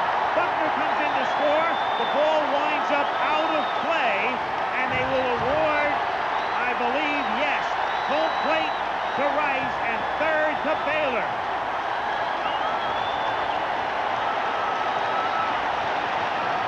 And the Red Sox, as you watch the bullpen exhorting the crowd, the Red Sox almost ran themselves halfway out of this inning, and then then Grich, after cutting it off, throws the ball away. So right there you see Billy Buckner holding up because he doesn't know if the ball is going to fall in or not. What sets this play up is that Rice does not look at Buckner. You've got to watch the runner in front of you. Don't see it from this angle, but what's happening is Rice is going back to second. Baylor with a big turn because he thinks it might be a double, and Grich throws the ball away. And Boston leads it 6-2 with Baylor at third and Evans at the plate, and the infield has to play in. And when Grich cut the ball off, he looked at second. Rice was scrambling back. Baylor was trying to scramble back to first. He knew he couldn't get Rice, or thought he couldn't, and he saw Wilfon go in behind Baylor at first and try to trap him, and that's when he threw the ball away. 2-0 now.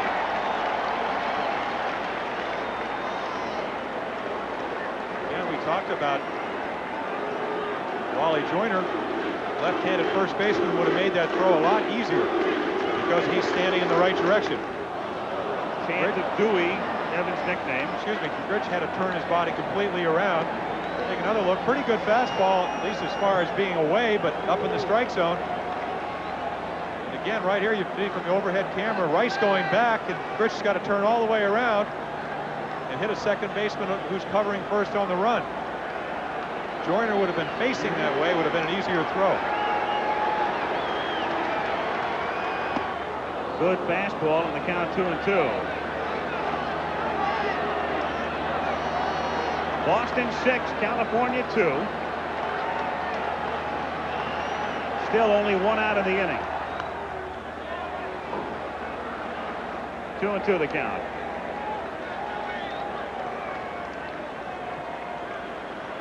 Boy, Grich has really been all over the board in this series. Pop up the other day, this play, then the hero the other night. 3-2 the count.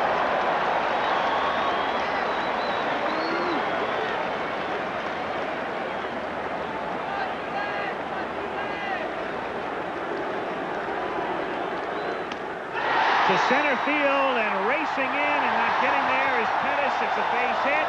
7-2.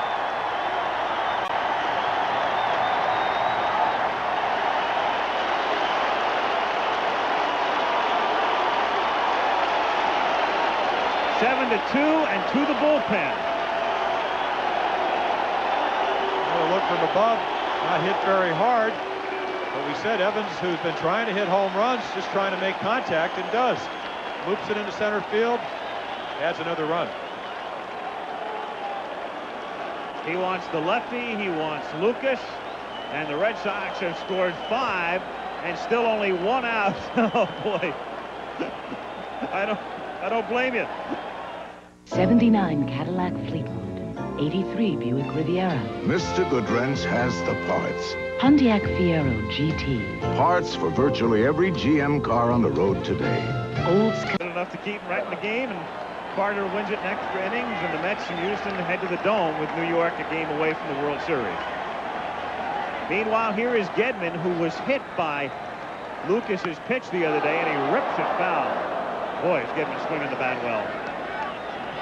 Now, we all know that you believe in miracles because you said it back in the Olympics, but you think that fate plays something to do in baseball? They bring in Lucas to get the one guy out. It's 5-4, going to the 9th inning with a 5-2 lead. And we're looking at right now the confrontation we had last Sunday.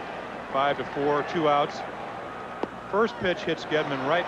Really looked like it got him up on the right shoulder. Lucas had not hit a batter since May 3rd of 1982. 322 innings. And we're talking a short reliever. 1-1 pitch is outside.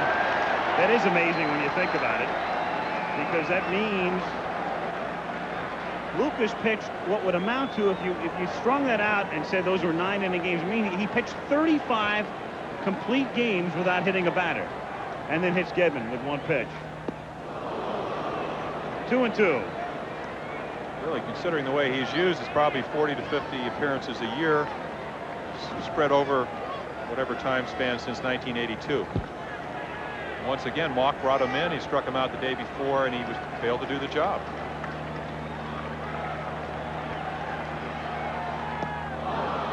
Down goes Gedman. So 1 out, or the second out, as Lucas gets his first out. And they've hit around now as Henderson comes up. A good slider, just breaks away. Gedman tries to go down and get it and can't. And that's one of the pitches that Lucas makes him effective, is that slider away to lefties. A little bit of a split-fingered fastball, and a fastball just tails away from right-handers. Henderson at the plate. 0-1. Mock with choices tonight. He can go to Lucas as he has. He's got the other lefty Finley down there. He's got Rule, the righty. We talked about Corbett before, and you tend to think that Corbett could be their closer right now with Moore's ailing shoulder. Popped up. And Lucas will get him out of the rest of the inning, but a lot of damage was done. 9 men come to the plate. The Red Sox get 5, and after 4th inning at Fenway Park, Boston on top 7-2, and Oil Can Boyd, having settled down after a 44-pitch first inning, goes to work on Grich, Wilfong, and Boone. Bobby was hit by a pitch in the first. 0-1.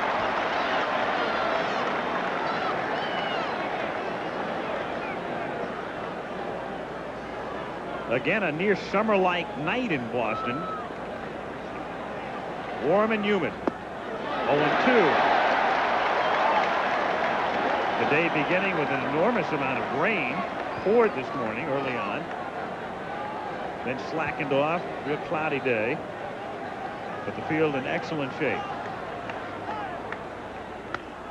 To center field, and that one will drop in front of Henderson. So Grich tries to get the Angels started in the top of the 4th inning with a single, and Rob Wilfong comes up.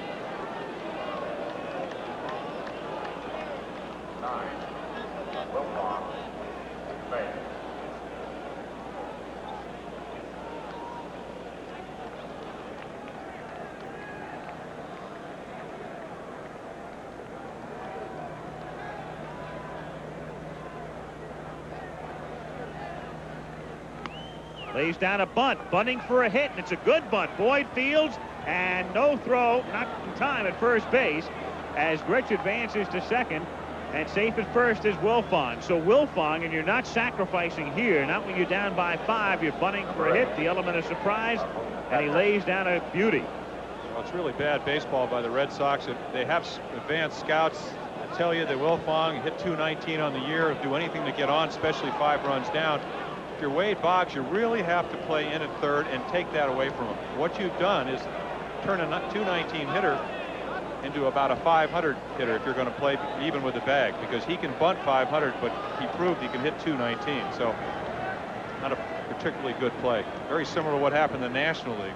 Wally Backman. You know, bunting is one of his really main strengths, so you play in and take the bunt away. And Nipper gets up in the bullpen. And this is not to tell you to keep watching, but this game is far from over. It is 7-2, but it is Fenway Park. Oil Can is struggling. Oil Can's thrown a ton of pitches, and the Angels would love to get into the Red Sox bullpen. And Boone trying to keep them honest, and the reason he did that is the Red Sox are almost playing normally aligned, and now Boggs has to come up at third. You don't figure to be bunting down by 5, but at least you have to keep the defense honest, and that's why Boone did that. We talked about how smart Bob Boone is. If you do it on the first pitch, what it does, it brings Boggs in. If you wait till 1 strike and do it, then with 2 strikes, he just plays back. And Boone, if he does hit it on the ground, is a good double play man. Strike, 1-1.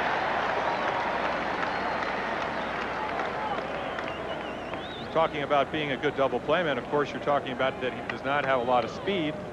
If he hits the ball on the ground and it's one of the infielders, it's going to be a double play. You're talking good for the defense. Yes. Well, in baseball vernacular, good double play man means that.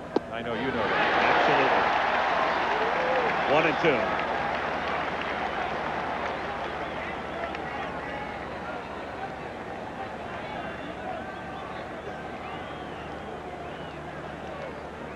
One ball, 2 strikes, nobody out. Fourth inning. 7-2 Boston. Foul tip held by Gedman, and Boone angry that he chased one. 4 strikeouts for Oilcan. We talked about getting ahead 0-2. Just a little bit out of the strike zone. Boone tries to make contact, which he's been doing all series, and can't do it.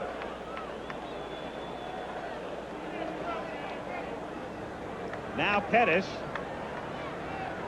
who is 9 for 19 in this series.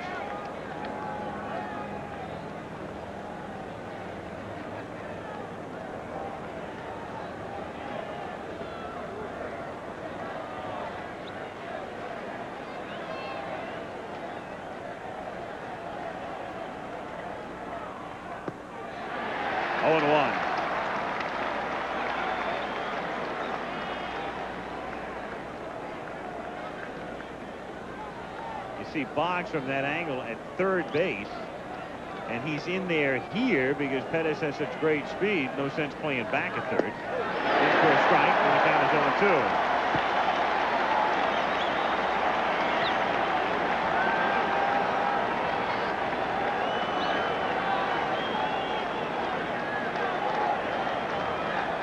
0-2. Rich off to his lead at second, and Wilfong away from first.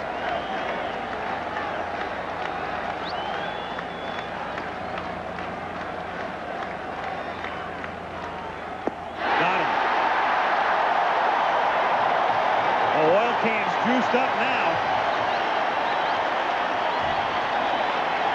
He juiced up a pretty good curveball, established the fastball away, and then look at the big break on this ball. Pettis swings right through it. The curveball does it, gets you out on your front foot, and then you get a ball that breaks that much. Real tough to stay back. Did exactly what he wanted to do. Rupert Jones. He walked in the first and came in to score California's first run. Angels got 2 in the first. Red Sox countered with their own pair. And then Boston with 5 in the third. It's 7-2 Red Sox. And Jones calls time.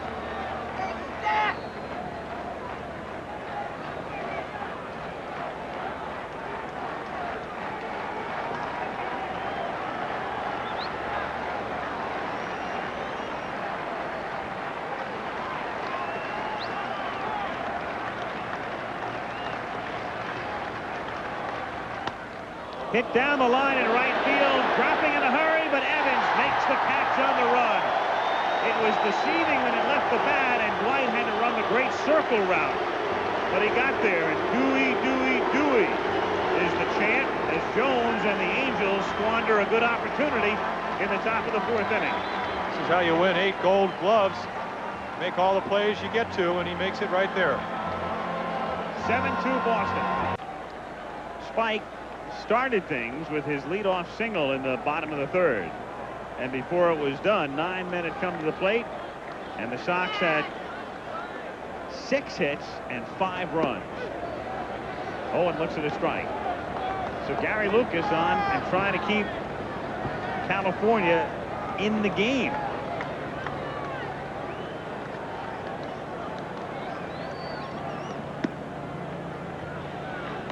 One and one. Interesting to see with a 7-2 deficit how long Gene Mauch will go with Lucas. Normally the left-handed short man. You do have to play game 7. You would think you'd like to have him ready, especially with Donnie Moore somewhat questionable. I'm sure he's out in the bullpen and will be, but he has had shoulder problems which have been well documented all season long. I would think, and Mauch knows it, and Mauch has to manage right now, and he knows it better than anybody. He's going to manage tomorrow night's game as well as tonight at this point. And I'm sure he thinks he could still bring Lucas back for maybe one batter as it's hit sharply into center field for a base hit. So Owen singles up the middle, and Boggs comes to the plate. If we do go to a game 7 tomorrow night, and as you look at the scoring summary here, 2-0 Cal in the 1st inning, and then Boston tying it, and then the 5-run rally in the 3rd. If we do go to a 7th game tomorrow night, it's Clemens against Candelaria for starters, And then, of course, in a game 7, everybody's in the bullpen. Don Sutton will be out there tomorrow if necessary. Mike Witt could probably give you a couple of batters or an inning.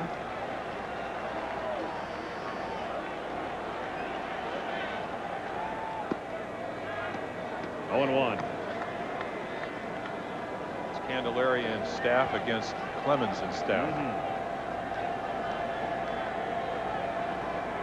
Hurst could come back and pitch tomorrow again. Imagine that Hurst was ready to pitch for 1 or 2 hitters tonight, if necessary. Right. Chopper to the right side. Wilfong goes to second for the out.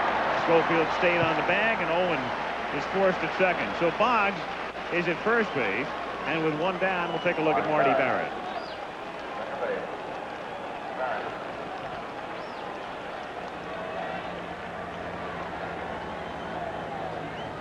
Marty Barrett having a great series. Strained his neck a little bit at home today. He said his daughter made a funny move. He moved out of the way, crossed some muscles in his back, but apparently Arthur Pappas, the physician, the part owner, also the team doctor, took care of it. Said he had some irritation, but it should be gone by tomorrow. Certainly didn't bother him on the double last inning. Mike Witt, who pitched so well on Sunday.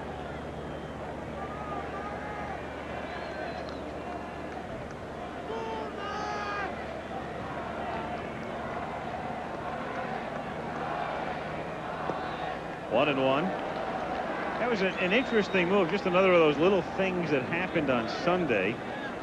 And I find it hard, and I know Reggie talked about it before the game, and the Angels, to a man, really feel the same way. You find it very hard to fault Mock. Mock did exactly what he thought would work out. It didn't work out by going to the bullpen. It's funny, Doug Krikorian of the LA Herald Examiner made an interesting point in a column yesterday as it's lifted in the air to shallow right field, and that drops for a base hit and almost a force at second. Runners at first and second, and Barrett has another hit, and Buckner comes to the plate. The point of the column was that the crowd at that point had to factor into it too, and if you leave Witt in there, maybe the momentum, and Witt's momentum, and the fact Witt wasn't tired, would have carried him through Gedman. Except the same crowd had seen him give up a home run, a rocket off the left center field fence, and then another rocket to right field. And as a manager, what you have to do is get the right people in there when they're supposed to be. And Gene Mauch did that, and his players didn't come through. I think Mauch did the right thing. I thought it was a good. Well, he did do the right thing, but what he did was, you know what I'm saying. Exactly. I thought it was something that I hadn't thought about beforehand. The fact that it took the crowd sort of out of the game with the pitching changes, because they had to go to the bullpen, and then you had speaking of the bullpen, there's Corbett, who is not in a closing posture at the moment, more like the long man. But it took the crowd a little bit out, and then in again, and then out again, and in again. Because Lucas came in, and that took about 2.5 minutes, and then he hit Gedman, and then another 2.5 minutes when Moore came in. And then you all know what happened with Henderson. But one of those things is we go back to Sunday's game with Boggs at second and Barrett at first. So many things to talk about. I mean, just go back to the early part of the game on Sunday. Remember when Gedman was at the plate and Boone just barely missed holding on to the foul tip? Next pitch, home run. And that was long forgotten. Reggie getting picked off when he's only stolen 1 base all year. Sending Downing in the first inning with the sensei up, who's really been swinging the bat well. With only 4 stolen bases, taking the bat out of the sensei's hand. So you can go back in almost every game that's ever been played and second guess the manager, the players. That's what makes the game interesting, or at least discussable. 3-0 the count. In there in the count, 3-1. I'm sure, and of course I hate to speak for the Angels, but having played and almost gotten there but not quite doing it, I'm sure over the last 48 hours, somewhere in the back recesses of their mind, somewhere almost every Angels wistfully said we were only 1 strike away from it, and they were.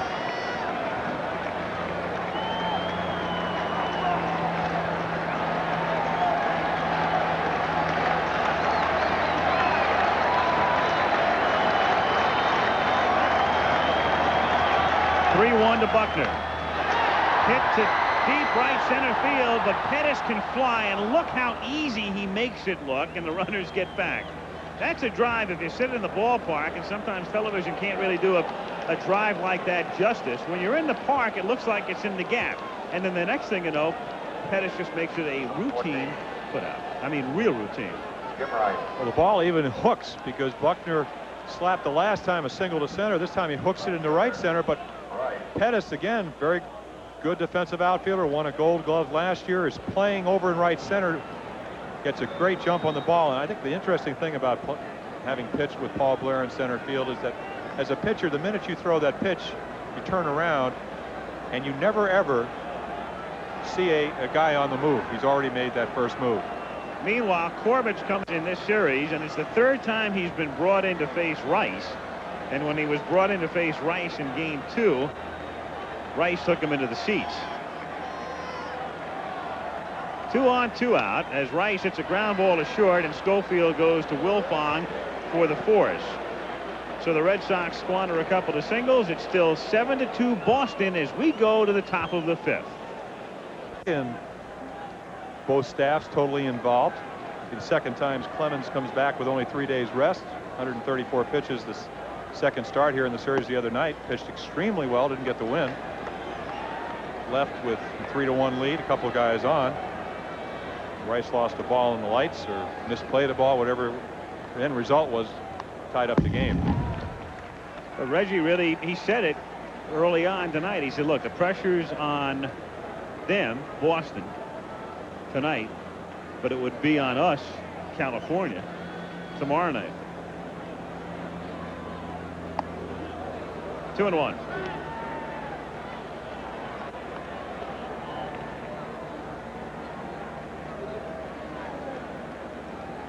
Take a look at Richie Garcia, the home plate umpire, and look how he'll basically rest his hand right on Rich Gedman's back. The reason for that, he's really close to him, inside protector. American League has gone to that. All the umpires use the inside protector now instead of that big bubble they used to call it. So you really want to work with the catcher. A lot of catchers will complain sometimes that that hand will impede them when they turn to try to get back for a foul ball. But an umpire, of course, the minute he sees contact, he tries to move out of the way. Can't always do it, of course. Downing hits a grounder to short, and Spike Owen throws him out. So 1 down here in the top of the 5th inning. And it brings up Reggie Jackson. Reggie Jackson. Well, this is certainly another chapter in the maturity of Oil Can Boyd. Who would guess after that first inning, bad pitches, a couple of doubles off the wall, that he'd even still be out there. And he has gotten himself together, regained his composure. And again, I think pitching here all year is a plus. Off his foot in the count 0-1. Well, we go back to that first inning, and we talked about what a vital early game at bat it was for Wilfong, because Boyd was a pitch away from coming out of the game and a pitch away from the Angels maybe leading 4 or 5-0 if he gets a ball in the gap, and it's a whole other story. But he battled Wilfong and got him, and now he's in control, leading by 5. 0-2 the count.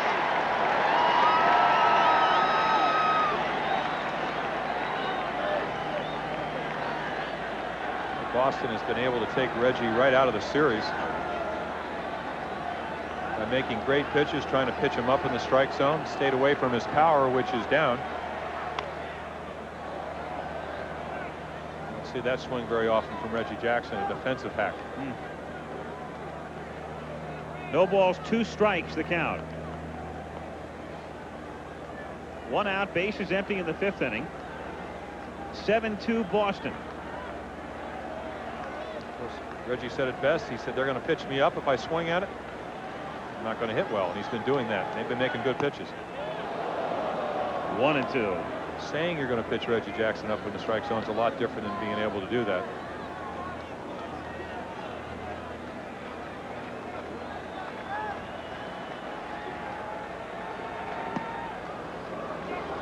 2-2.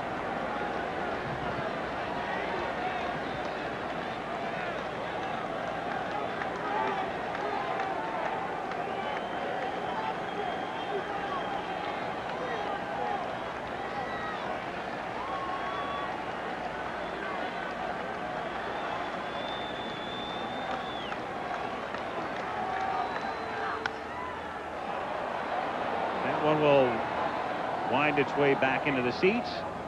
Still 2-2. One out and the base is empty in the 5th inning at Fenway Park. Oil Can Boyd and the Boston Red Sox trying to force a Game 7 on top 7-2.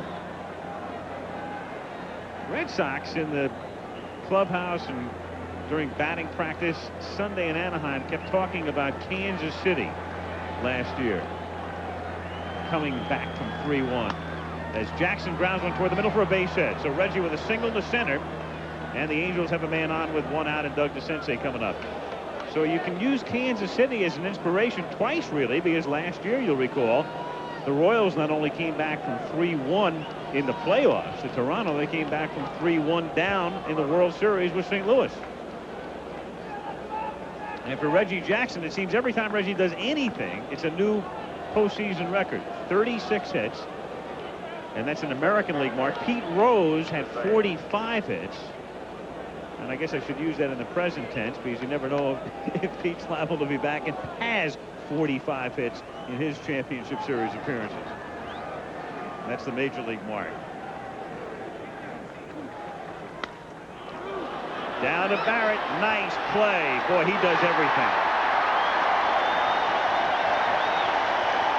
He's a joy to watch.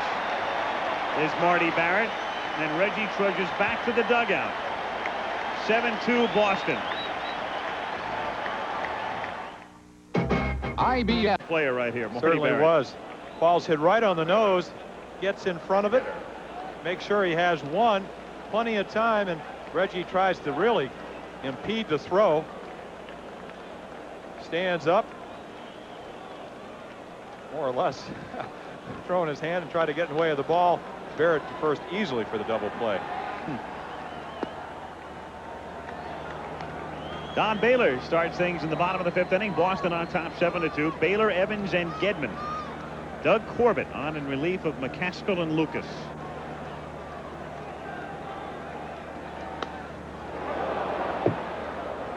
One and one.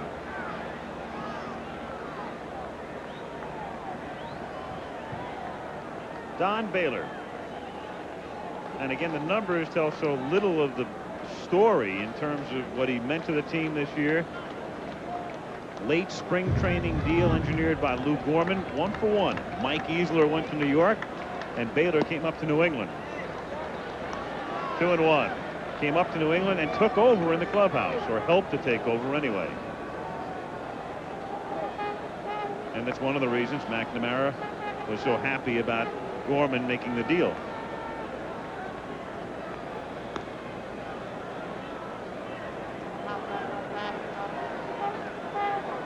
31 home runs, chipped in with 13 game-winning base hits. So not only a great influence off the field, but on the field. 2-2. And he's a guy who's played on winning teams, but he still hasn't made it to the series yet.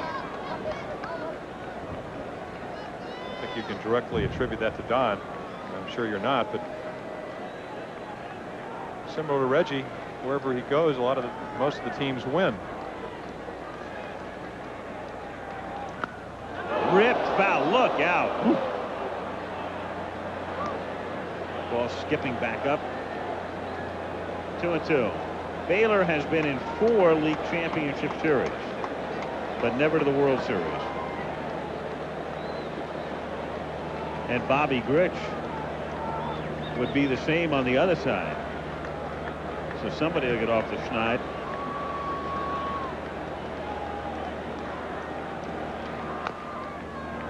Still 2-2.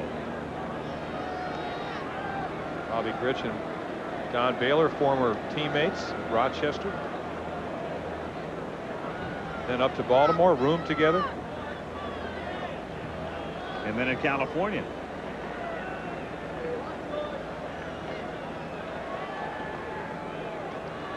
2-2. And he gets hit. And again, nothing new. 35 times this season. All-time American League career leader.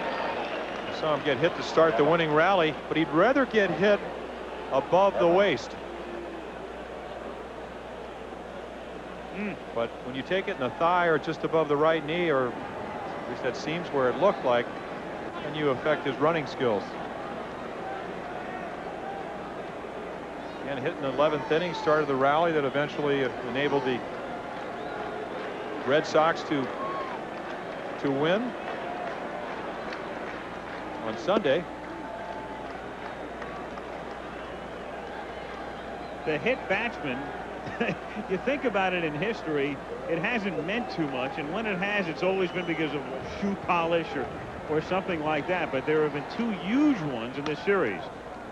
As Evans fouls it away, you had Downing, of course, the other night when the Red Sox were a strike away getting hit and forcing in the tying run, and then you had Gedman preparatory to Henderson's home run the next day. And then Baylor gets hit and scores the winning run. So that's really 3 times we've had rather significant.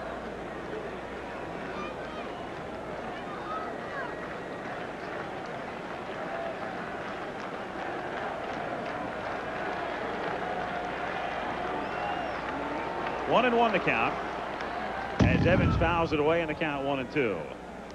7 runs, 8 hits, and no errors for Boston. 2 runs, 7 hits, and 1 error for California, with nobody out in the bottom of the 5th inning.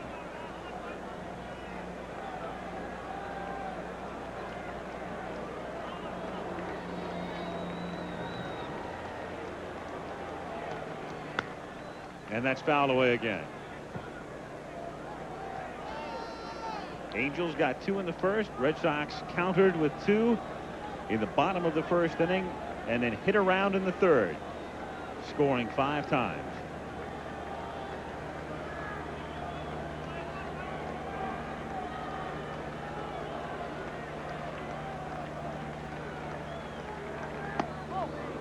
Two and 2.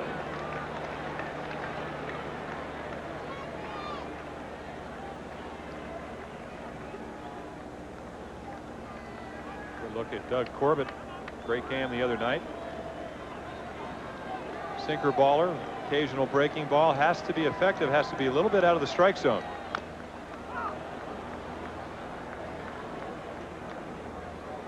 Sinker that starts at the knees, stands up a little bit lower. Talking to him today, said, of course, I have to throw enough strikes to get them to swing at that ball out of the strike zone. One of Gene Mauch's favorite sayings is, he said, if you throw the low ball hitters, low fastballs or low sinkers, just throw them a little bit lower than where they want it. If you throw the high ball hitters high balls, just throw them a little bit higher than. Of course, you still have to establish the strike zone. Corbett the other night was fantastic. 2 and 2 on Evans, who backs away. The game, with an extraordinarily long 1st inning, is now well over the 2-hour mark in the 5th, as Evans gets a base hit in the left field, and Baylor pulls in at second as Downing returns it. So runners at 1st and 2nd with nobody out, and Rich Gedman coming to the plate. Gedman has grounded out and struck out, and we can tell you that tomorrow, Mets, Astros, Keith Jackson, Tim McCarver and the gang heading to the Dome. Ojeda against Knepper. If necessary, we'll be here at 8 Eastern time. Steve Hurt came up with an unbelievable stat here, which is worth passing along. It's something you would never think about. In the history of baseball, through Friday night, there had been 648 postseason games played. 648. That's the World Series, the Championship Series, which started in 1969, and the one division series year necessitated by the strike in 81. As Gedman rips it into right field for a base hit, and they'll hold Baylor at 3rd as the throw comes in and the bases are loaded. So they're loaded up, nobody out, and Henderson is coming to the plate. 7-2. And Gedman rips it to right. He is swinging extremely well. Coming off a 4 for 4 afternoon on Sunday. Right. Can you continue with Steve Hurt's As we stat? look at the throw, that's exactly where I was going. I'm not going to leave you high and dry. In those 648 games, no team had ever taken a lead of more than 2 runs into the 9th inning and lost. Never. And then it happened Saturday night, and it happened Sunday afternoon in Anaheim within 24 hours. And that's amazing when you think about it. You think of the great comebacks in postseason history, but no team had ever taken a lead of more than 2 runs into the 9th and wound up losing in the history of the game going back to 1903 in postseason play.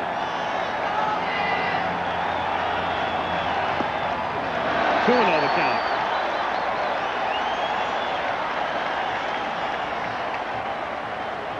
Chuck Finley in the bullpen. Infield plays in.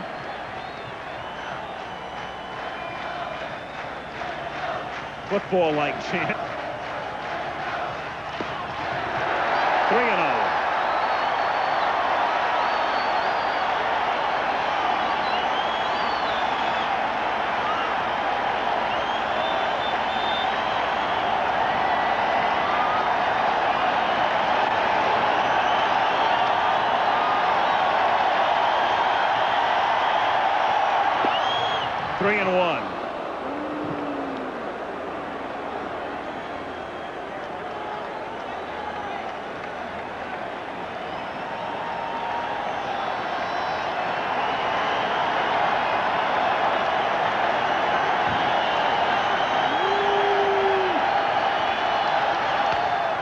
Shattered bat, picked up, knocked down, picked up again. The out recorded at third base, but a run scores.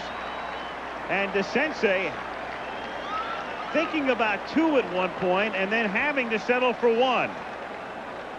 Already a couple of errors on the year, or in the series, excuse me, right there, kind of looking where the runners are. Knows he can have the double play if he picks the ball up, but unable to do it. Again, when you're trailing 7-2, not to make an excuse because that should have been a double play, you don't want the run to score, so you want to try to tag third and maybe see if you have a shot at home. It simply scored as a ground out and an RBI. There's no error on a play like that because you can never, or the official scorer can never assume a double play. That's in the scoring rules, in there for a strike. So what may look as an error to some is not only because of the rules. Gedman and Henderson, the runners at first and second with 1 out in the bottom of the 5th inning. It's 8-2 Boston.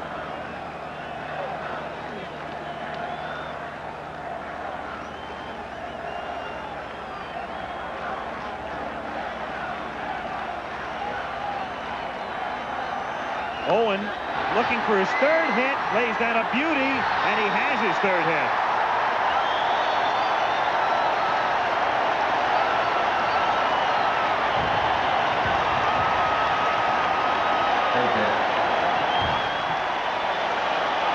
A base hit, 11 hits now for the Sox. The only body that has a play is Doug Corbett. He's on it, unable to make it. Once again, seems to be looking up before he gets the ball in his hand. He loads up the bases. Wade Boggs, bases loaded, 1 out. Already up for the 4th time in the game, takes outside, ball 1. 1-0. Really sets up a difficult situation for Corbett. Down by 6 runs. He knows he has to throw strikes. He's not as effective if he does. Grounded, and great play by Schofield to go to second for 1 to first for a double play. A tremendous play by Schofield, who was going towards second when the ball was hit and had to retreat, and somehow was able to come back and make the play. And you don't normally throw back to second base in that situation. Or does he misread the ball coming off the bat? Whatever, he'll have to answer that after the game. He turns in a sensational play. Schofield fouls it back, and the count is 0-1. What do you think, Jim? It had to be a pickoff. Down by 6 runs, Boggs at the plate. You have to figure, been hitting too many double plays, even though he did it tonight. Have to figure that the chances of really him not driving in a run are minimal, so let's get the second out with a pickoff play. Otherwise, I can't see him moving on any ball in that situation. 1-1 is popped up. Buckner, foul territory, 1 away.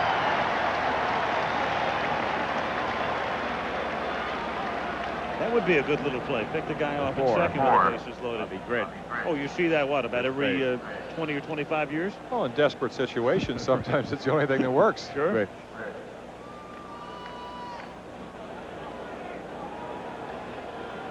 Rich hit by a pitch and singled.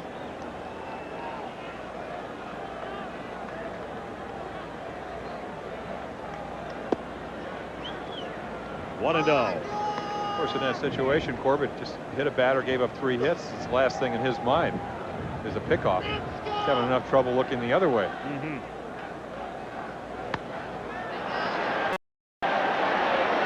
Gedman is underneath it, and now he comes into fair ground, and Boyd, who was just an innocent onlooker. I mean, he was a bystander until the end. Well, he hung around the neighborhood, though, long enough to be in position to catch it. Again, it's a pitcher's dream. When you shag, you like to catch fly balls, but only if necessary. And right here, Boggs thinks that Gedman's going to catch it, and Oil Can says routine. Wilfong, second base. That has happened to me a couple of times, and the scariest thing is that when you shag, it's a little bit different angle than standing right around home plate, and a lot of times the ball will get up over the lights. Wilfong rips it to right field, a base hit. So Wilfong with a single to right, following a bunt single, and he's 2 for 3, and it brings up Bob Boone. Number 8. Bob Boone. That's hit number 8 for California. 3 of them in the first. Oil Can has scattered them since. The only extra base hits were the doubles by Jackson and DeCinces back-to-back in the first inning. Another thing, he's settled down with his control. Not only within the strike zone, his only walk is in the first inning. Mixing his pitches well. Looks like he has good velocity. He's been around 90, 91 miles per hour all night. The most important thing, his teammates have done what they really have not done that well this series, which is to put runs on the board. Oil Can Boyd. A much quieter act tonight, much more controlled act. 1-1, and again, I saw his histrionics. Excuse me. The other day, close ball game, 1-1, first run scoring, and then the home runs. It's a lot easier to lose your control when your team is not scoring runs. Grounded down to short and over to Barrett. At the end of 5.5, it's 8-2 Boston. Got him a few years back. Mr. Univac. Remember that old computer about 8 million pounds? Barrett takes inside, ball 1. Not too shabby right there, looking at those numbers.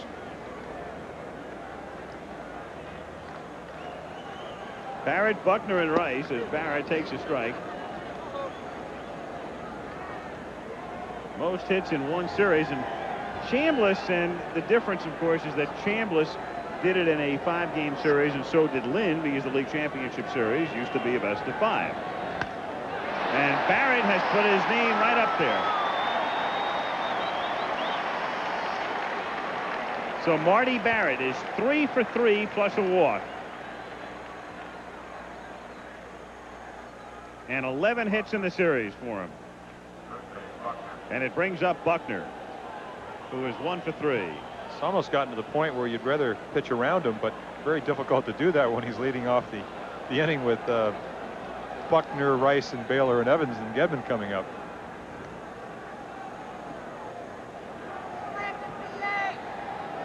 normally when you pitch against the Red Sox, you go through the lineup and you say, this is the one guy in the lineup I don't want to beat you.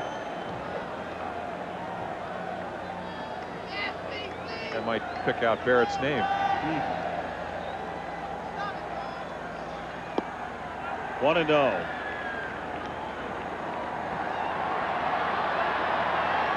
Boy, I'm sitting here in Fenway Park in Boston, and I mean, it looks like at the moment we're going to a 7th, and I keep thinking about that 9th inning Sunday and the crowd and how crazy everything was about to become and how it was all stilled in the end, and here we are, and they know it all too well.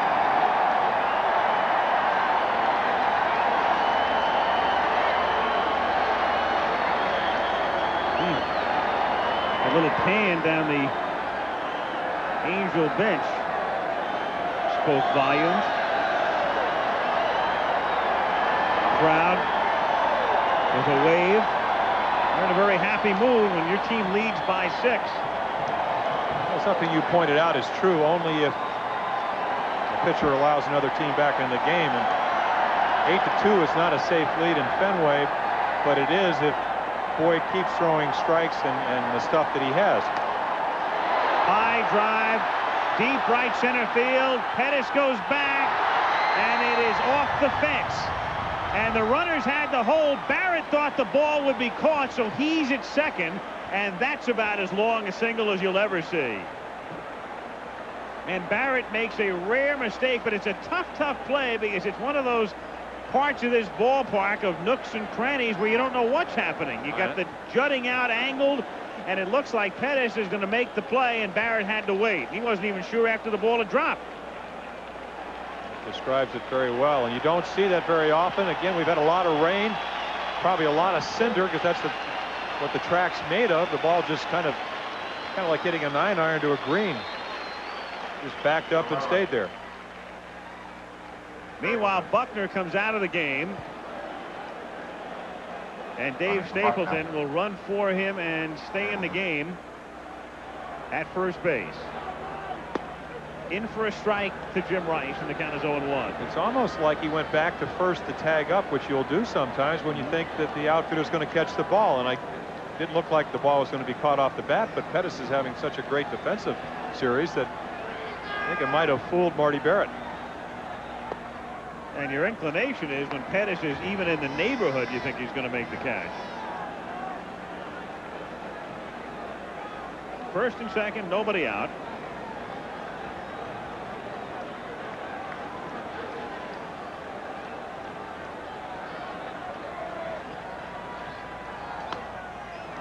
Toward the sensei to second one, turned over by Wolf on 2. And on the play, Barrett winds up at third. So 2 down, and a little bit of a salute there, a negative one for Rice. Not much, but enough fans here that enough to notice if you're Mr. Rice. Exactly. You're Jim Rice, and that's amazing. I mean, really incredible year, similar to what happened in California. I think fans are disappointed. They booed Donnie Moore, 52 saves. Nobody wanted him to throw the 2-run home run to lose the ball game. And when he comes off, they give him a boo. And his shoulder's killing him. 3/4 zone shots, and we know that's the game, though. Baylor 1 for 2, been hit by a pitch, fouled it away. You didn't have to be a genius to look into Donnie Moore's eyes and face the other day to know that his shoulder is killing him. And yet he's out there and he wants the pitch, and they need him to pitch. And he gives up the 2 homers, and he stands there after the game and really takes it like a man. Another class act in the clubhouse. Well, the mere fact that Doug Corbett, to pull him out of the county. Excuse me, now that Doug Corbett is on the mound tonight indicates to me that if they go to 7 games, which it appears they're going to, that when you need an inning or whatever tomorrow night, they're going to go to Donnie Moore. With 2 days rest. He needs that time between appearances is what it amounts to. Well, Walker made an interesting comment. He said he needs the time, really 3 or 4 days, but he won't have that if they go to 7 games. But then again, his control's off, so it's kind of catch-22. Give him enough rest to get his arm in a situation where he can throw a little better. It affects his control. Of course, the same fans that booed Rice when he hit the double play will be cheering him if he comes up with a big hit tomorrow night. That's just the nature of baseball. All sports.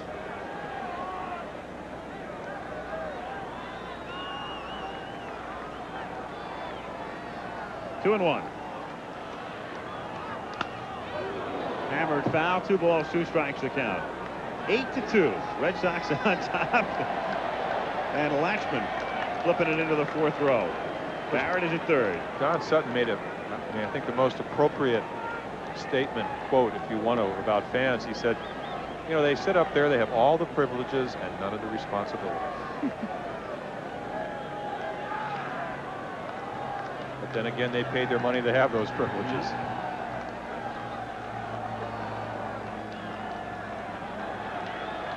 I think the players understand that. You know, it's a little disheartening sometimes when you're trying to do your best and things don't turn out well. 2-2 the count. Got fooled. Down he goes. And that's the end of the 6th. 8-2.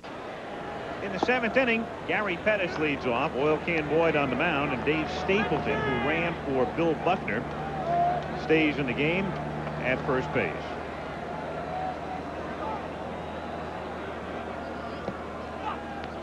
Two and 0 the count.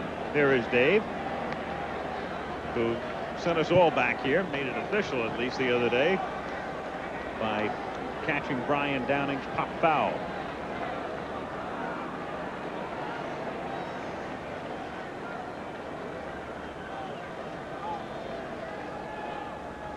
Pettis taking all the way. 2 and 1. Even though he bluffs what appears to be a bunt, you're down by 6 and the count is 2 and 0, and you're not doing anything but looking at it. 2 and 1.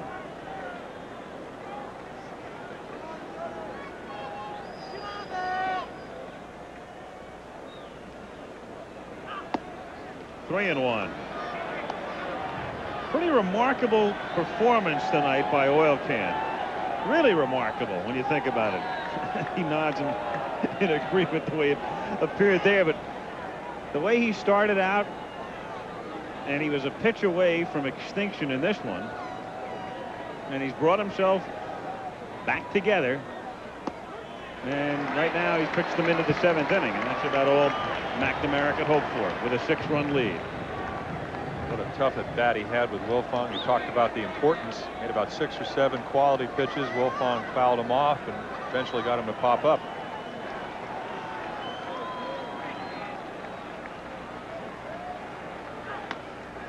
Little chopper to the left side. Owen charges. Gets Pettis. 1 down. And when you see the score 8-2 the next day or whatever it winds up, and you go, not much of a ball game, but again, you go back to that at-bat in the 1st inning when the Angels had a chance to take a big lead, to get Boyd out of the game, to get deep into Boston's bullpen. And that right now is a big play. He eventually got Wilfong to pop out.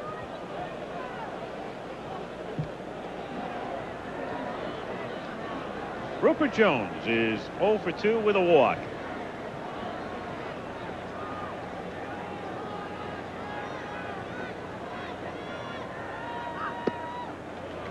Crowd right now is in what you would call a comfortable state. Not much noise, kind of relaxed, savoring the game to this point. They know it's Fenway and all of that, but they still know they lead by 6 as it's ripped toward first and caught by Stapleton for the out. 2 down.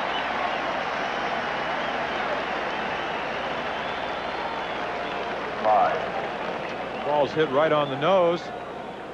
Can is just trying to throw a strike, a luxury you have as he had to Pettis leading off the inning. When you have a 6-run lead, you don't worry about any one pitch. So if you get behind, you try to throw something over. He was able to do it there. Jones hit it pretty hard, but Sable playing way off the line. You don't have to guard the line. Basic defense. Right to him. 0-1 the count on Downing. 2 out, bases empty. High fly ball to left field and deep, and Rice, hopeful of playing the carom, won't have that opportunity. Home run. Brian Downing hitting it just above the top of the 37-foot wall, and that makes it 8-3. And one thing that hurt him all year was the home run. 19 during the regular season on the road, only 13 here in Fenway Park. And Downing just takes a high slider, gets underneath it. Doesn't hit it that far, but far enough. Mistake, and he jumped all over it. 8-3 now as Reggie comes up with a single and a double, and he's 2 for 3. Mike Witt in the foreground. Something to watch again. We talked briefly about it. Only 3 days rest for Oil Can Boyd. You have to watch him pretty carefully this time of the game.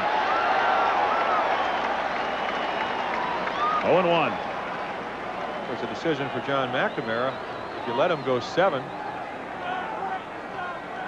who do you bring in? You don't want to really use Schiraldi for 2 innings. You'd like to have him fresh for tomorrow night. Stanley pitched fairly well on Sunday afternoon, even though the result did not indicate that. I wouldn't hesitate if I'm McNamara in that situation necessarily to bring in Crawford. I mean, Crawford's confidence has to be sky high right now after the other day. There's Johnny Mack right now. Probably has 5-run lead. Bill Fisher to his left saying, what do you think? Bill Fisher, of course, the pitching coach.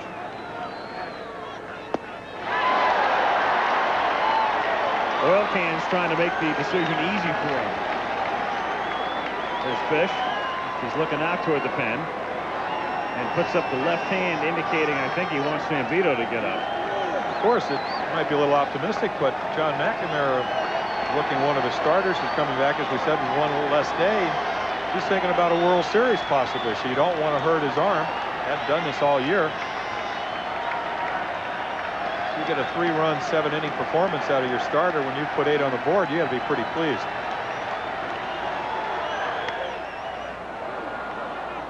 Still 1-2.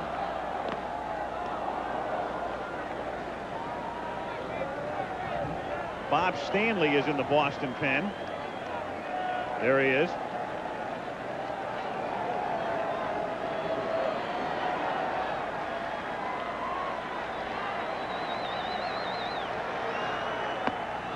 Two and two.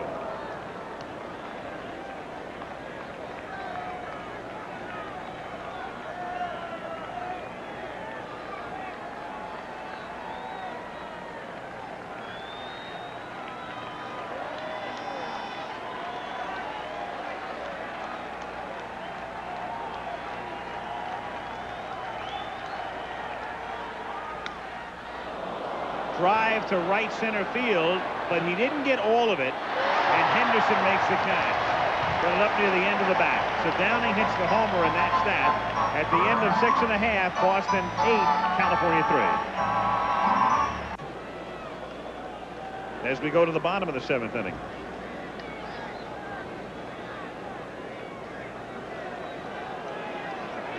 Evans is 2 for 3. Down to short. Schofield going to first. Alan Roth points out a very interesting figure here. There have been 11 home runs hit in this championship series by 11 different players. Angels have hit 7. Red Sox have hit 4. Gedman 1 for 3.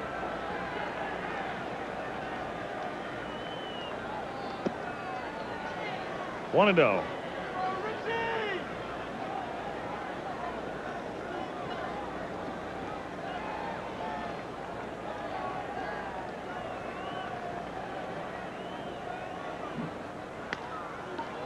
Sharp grounder and off the glove of Grich. And Gedman is on again. And if that is scored a hit, and it should be, that'll be his 10th hit in this series, and it is.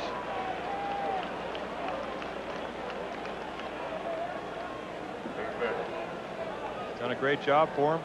4 out of 5 attempted steals. He's been able to keep them from running. Bobby Grich, really second baseman, takes the ball. And you saw the ball come up a little bit, hit the top of his glove.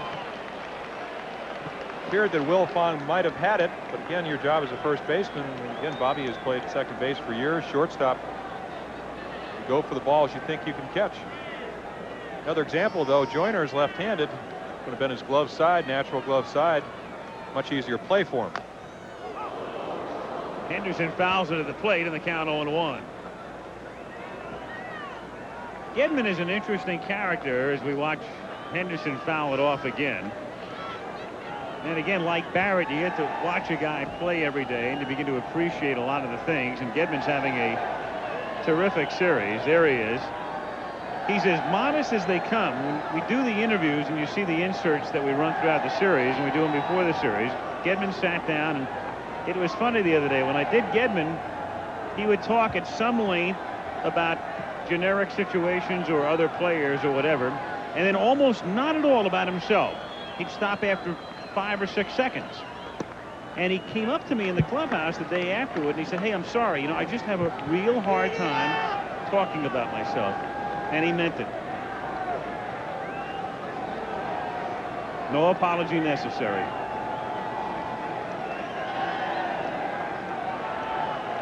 It's also one reason we haven't had too many Gedman interviews here. So we'll do the talking for him. Good ball player. 2-1 the count. There's so many things well. Ball's a good game. Been talking about Boone framing pitches. He really does receive the ball well, throws well, hits with power, which you'd love to have if you're a manager. The only thing he can't do is run well. He can run, just not well. 3-1 the count.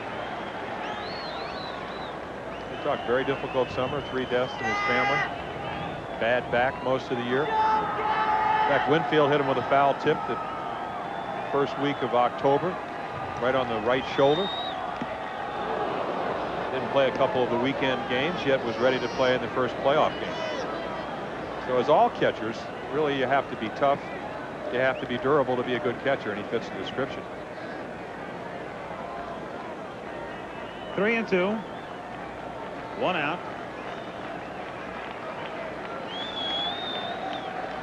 Of course, if you do remember, the All-Star game has a little bit trouble with a knuckleball.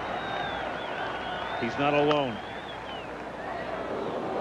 Well, as we said then, if you can't hit it, why should your catcher be able to catch it? Gedman, you mentioned the other day, not even drafted. Grew up nearby in Worcester, Massachusetts. Had a weight problem early on. They talked to him about it, did the Red Sox, thinking about signing him, said, "You got to lose that weight. You got to take some weight off." And he did. He spent a whole summer working on an ice truck. Fouled at the plate, 3-2. Henderson having a tough at-bat here. That's twice. Well, again, the down-in pitch is what Corbett wants them to swing at. Very injurious. Saw Boggs hit it off his instep on Saturday night. No tangling this evening for that man. Just the box step.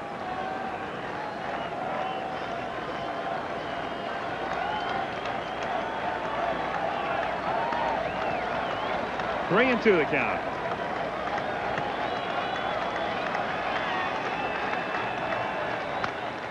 And again fouled away.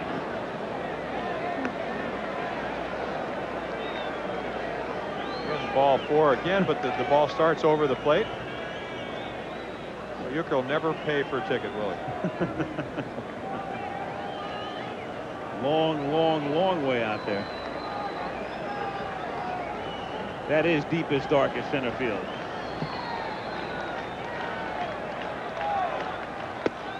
And he's on. So Henderson walks, Gedman goes to second. And up comes Spike Owen, who has very quietly had himself a perfect night with 3 singles. A reminder that Nightline will follow your late local news, and the guest tonight will be Secretary of State George Shultz.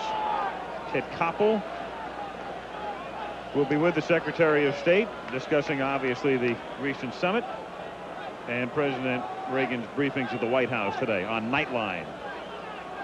Pace of this game, you better give him some coffee. so he could stay awake.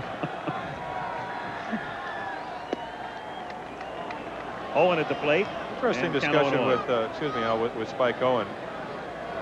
He hits right around 250 or so at Seattle, left-handed and contact hitter. And when he came over here, he really struggled. 143 for about, I think, 43 games. And he said, I don't want to make an excuse, but when you come over, a different batting instructor, you try to make adjustments. And Walt Riniak, who's the batting instructor up here in Boston, has his thoughts. Been working with Spike, and it really paid off. Outstanding series for him. Got off to a very shaky start. Looked like he was throwing everything off his back leg. Like 4 errors in 43 games, and then in the first couple of games, a couple of hits, and hits it where nobody's playing. And he's 4 for 4, and Gedman will score, and Henderson will score. And Spike Owen goes to third, and it's 10-3.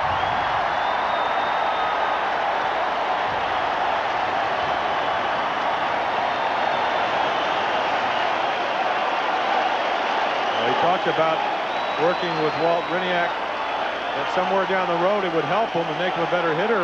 Tonight's game is maybe down the road. Sinker in the middle of the plate, playing him around the left field. Pettis gets to it, but into third with a stand-up triple.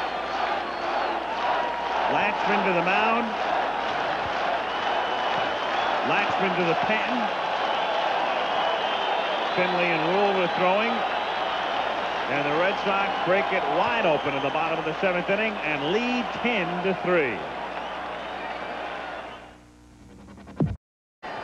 3 singles and a triple. And Boggs 1 for 3 plus a walk. 1 out of the inning. 10-3 Boston.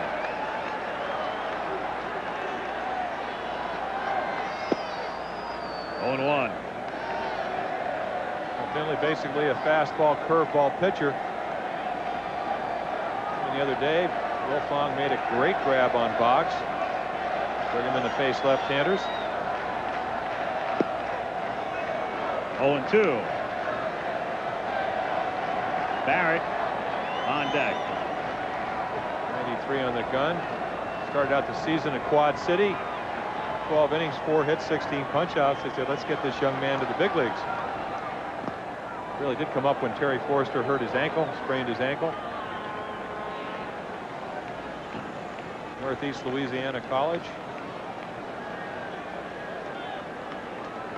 Barrett on deck. Excuse me, Al, it's one of these rare young pitchers that seems to have an outstanding arm, but also the ability to throw the ball over the plate, so you can bring them in relief type situations where you have to throw strikes.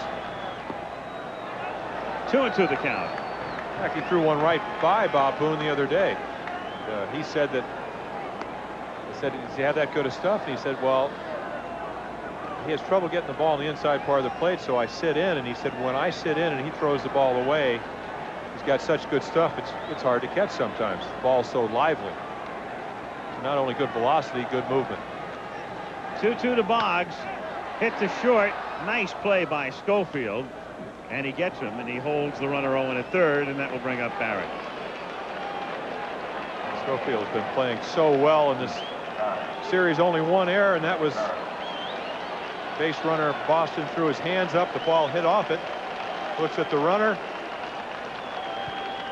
Comes in and easily throws Boggs out. Marty Barrett. Think of the 2 middle infielders tonight. Barrett and Owen are a collective 7 for 7. 1-0. And they're the quiet guys. Remember, this is the team, and as you can see, he's got some nice company there. This is the team with Rice and Baylor and Evans and Buckner and Boggs. And then you got the 2 little pests who are 7 for 7. Go back to the great Oakland teams. Everybody thought that Bando and Jackson and Rudy and those players are the ones that did the damage, but Campaneris and North just both could run. They got on base, then the other guys did their thing, just compounded the problem. In the air to right center field, and of course we're referring to pests lovingly, and they finally get one of them out. Ladies and gentlemen, the Red Couple of Sox runs for The Sox in the 7th. It's 10-3 as we go to the 8th, and we'll be back after this message. 8th inning, 10-3 Boston. The Sensei, Schofield, and Grich with Bob Stanley out of the pen.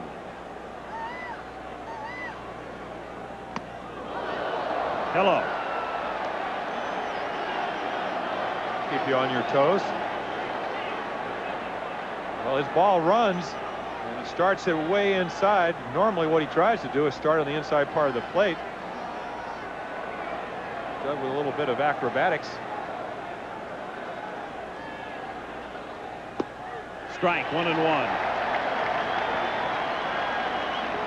Of course, this would not be the time if you're a Boston pitcher to wake up California. 2-1. So many pitchers, instead of throwing to the catcher, have a tendency to throw off the batter, especially a guy like Stanley, whose ball, as we said, runs so much. He'll run a good 6 to 10 inches when he has good stuff.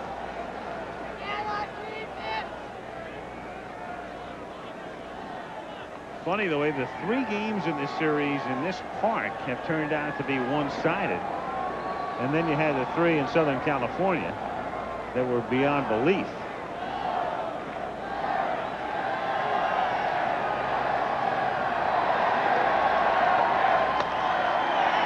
To short, Owen.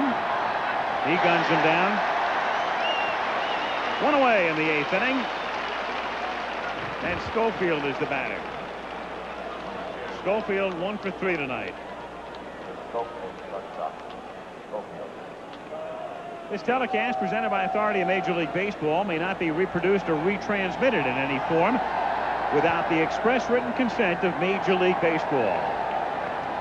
Al Michaels, Jim Palmer at Fenway Park. An enthusiastic crowd anticipating a celebration which appears to be imminent. A brief celebration because they know what's coming up tomorrow. Roller, and Barrett can't get it. And that's a scoop. He's gotten everything else. So Schofield singles into right with 1 away, and Bobby Grich comes up. You're right. Everything Barrett's been able to get to, he's been able to catch way up the middle. Jams him a little bit, fights it off. You see him straining, just can't get to it into right field for a base hit. Barrett, of course, shaded up the middle, playing the percentages, and Schofield really is an up-the-middle type of hitter. Grich. It's a little nubber to third, and that is a fair ball, and he gets him at first base for the out, and down to second goes Schofield. So 2 down, and Rob Wilfong coming up with Schofield now at second. Boggs has made 2 errors, and they've both been on double plays. Here, he knows he can't get the runner at second. Now, this is the call of third base umpire. You see Terry Cooney call it fair. Boggs with a long throw. Great angle from that camera viewpoint. Look out. Whew. Everybody appears to be okay. 0-1. As Tim McCarver said this afternoon, I hate to be a punchper, but sometimes you have to pay dearly to sit in the box seats. Very close to home plate. You get a better view, but you better duck. Little scribble. Well, a good rule of thumb, if you don't go to a lot of baseball games and you're sitting in some real good seats just off, let's say, to the right of home plate, when a right-handed batter comes up, look out. And if you're sitting off to the left of home plate, between home and third, watch out for the left-hand batter. And especially watch out if there's a hard-throwing pitcher on the mound. 1-2.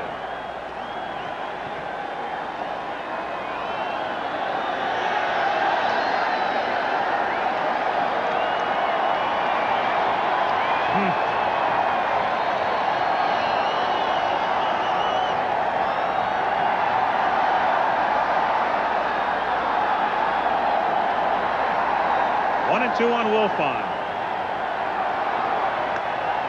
Pitch foul. Another wave makes its way around Fenway.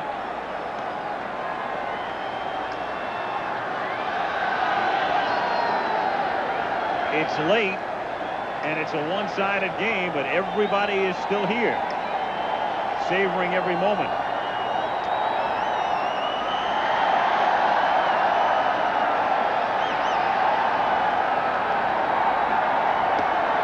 Two and two. John Candelaria, I would have left a long time ago, because this is not something you like to do, sit on the bench. And I know John, many big games, knows there's a reason. Angel pitchers have not made really quality pitches tonight. Gotten behind hitters, ball in the middle of the plate. Sure, he's saying tomorrow night's going to be a little different story. But you don't like to sit out there and watch your teammates get walloped. And what we said before Sunday's game was basically Boston is not going to stay in this series unless they get some runs. They got 7 in 11 innings on Sunday, 10 here tonight. Chopper, nice play by Owen, and then he throws the ball away and throws it into the dugout. And so what appeared to be an easy end to the inning all of a sudden results in an Angel run as Schofield crosses the plate, and down to second goes Wilfong on the throwing error. E6. I don't know if we'll be able to see it from this angle, but routine grounder. You'll see the play by Owen. And it looks like Stapleton really doesn't. Ball's down. He took a look afterwards. Again, if you're a left-handed first baseman, you make that play easy. Buckner's out of the game. Good angle. Looked like Stapleton after the play looked down to see if the ball didn't even look like it bounced. Just one of those throws I think he anticipated to the inside of the bag and went to the outside bag, and he didn't reach. Now Jack Howell comes up to pinch hit for Bob Boone here in the 8th inning. And this is Howell's first appearance in the playoffs. And he chops it foul when the count is 0-2.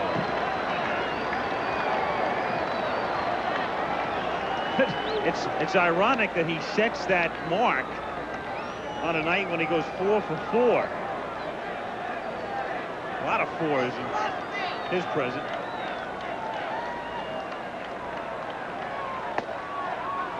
One and two. Well, it was not a great throw, but if you have a left-handed first baseman like Hernandez or somebody that can field adeptly, just go to the outside of the bag and the inning's over. Stanley ready to hop off the mound. 2-2.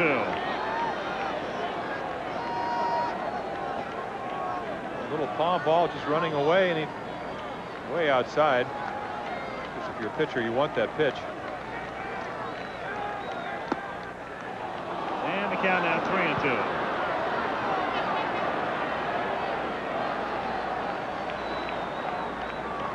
Pretty good message. 5 pitches to Jack Howell. 4 of them have been breaking balls. Excellent fastball hitter. Excellent minor league credentials. Could be the third baseman of the future for the Angels. And he's on. So the score 10-4. 2 on and 2 out, and Gary Pettis comes to the plate.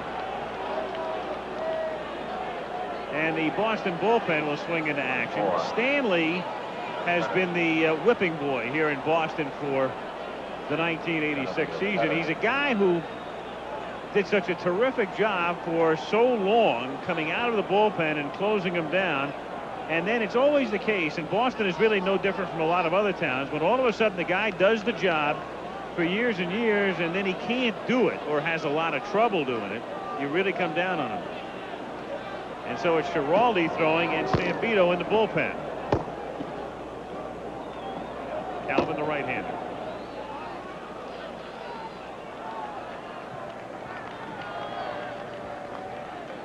Pettis 1 for 4.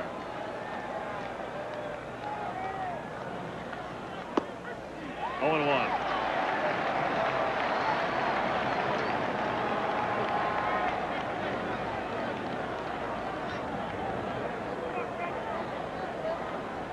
Giraldi throwing in the bullpen right now. It's Fenway Park. If Pettis hits one out, McNamara is no dummy. It would be 10-7. It's more apt that Pettis will hit a single and the next guy will hit one out, and then you're looking at a 10-8 ball game, and that's what John is aware of. He knows to play tomorrow night. He has to win tonight. And there's a high fly ball to left field. the count. The Angels get in Boone as we go to the bottom of the 8th inning. Stapleton takes a strike. Stapleton hitting for the first time in the game.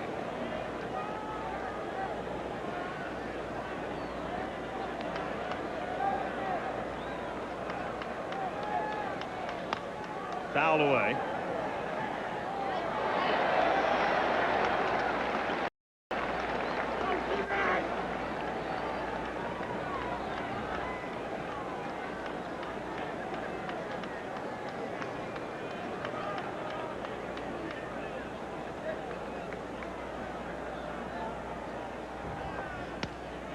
Broken bat, fly ball to shallow left field and in there. And you don't see too many dunkers at Fenway Park to left field anyway.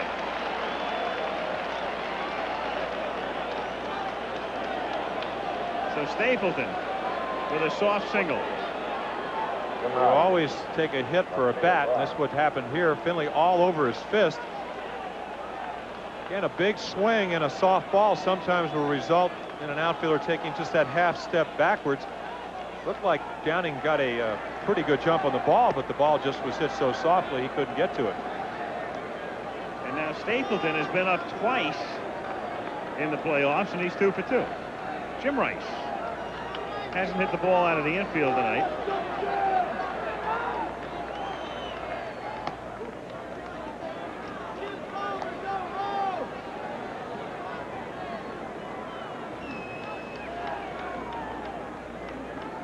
Rice hitting in the bottom of the 8th inning. 10-4 Boston. Chuck Finley missing inside. 2 balls and a strike.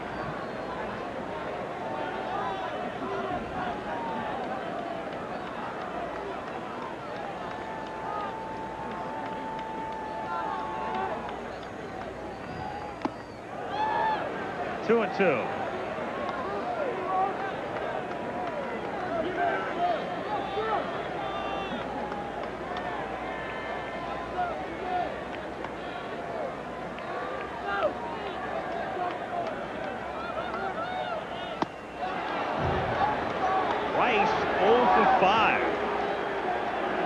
Said he had a good arm and gets behind him 2-1, throws one fastball by him, and right here again. Here's my best stuff, try to hit it. Jim was unable to do that. Don Baylor.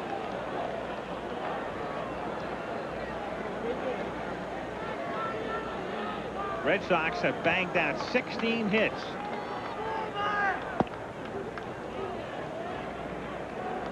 One and oh.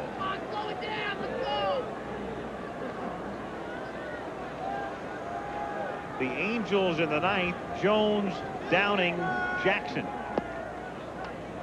So many odd things about this series. Jim Rice having a poor series. When you look back at the 6 games, Reggie hasn't been much of a factor. Evans has had a pretty silent series. Armas wasn't doing much. Gretsch had the one key hit, but outside of that, not a whole lot. Downing, big first night, and has kind of gone along. It's been Gedman and Barrett and the Schofields and the Boones and the Pettises. Funny the way it's working out. Also, when they come out here tomorrow, none of that will matter. Yeah, that's the interesting thing about baseball. The 3rd, the Sensei over to Wilfong and back to first for a double play. With the Red Sox on top, 10-4.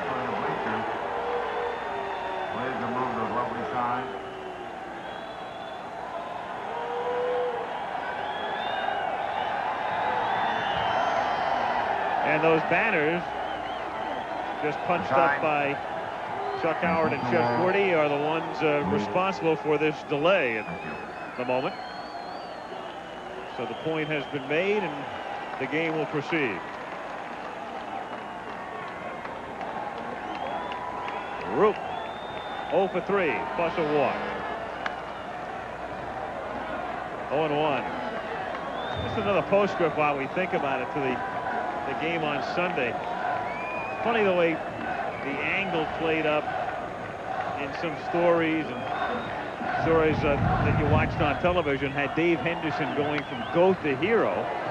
GOAT my foot. If he makes that catch, that's a great catch. He went from irony to hero. Well, the irony is that if Armas doesn't get hurt on a line drive by DeCinces, Henderson probably doesn't hit. Jones lifts it to left field, and Rice makes the catch. One away in the 9th inning. Downing comes up. Like one of the writers here in Boston called it a miscue. Yeah. It was up there. Strike.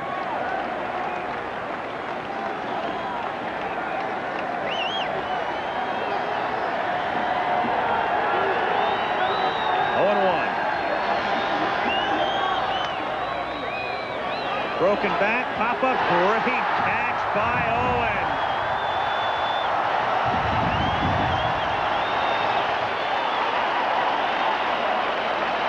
He's fun to watch, and he's having a lot of fun tonight. Well, led the American League in total chances. See why? Right there. Ball's not hit very hard, but one of the more difficult plays for a shortstop to make is going back. Reggie is at the plate.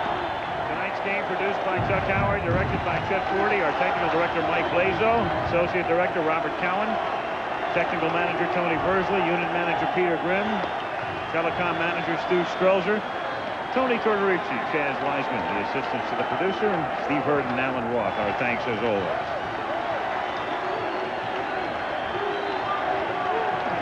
Two balls, no strikes, the count on Reggie Jackson.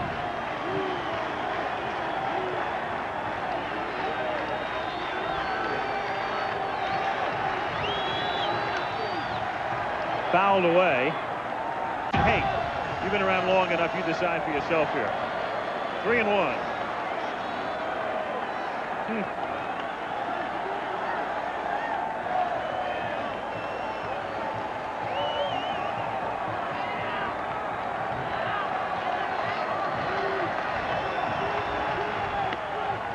To left center field, Rice on the move, but he'll have to play that one off the fence. Jackson is on his way to second and slides in with a double. And so Reggie has 3 hits tonight. Breaking pitch inside, ball 1, 1-0.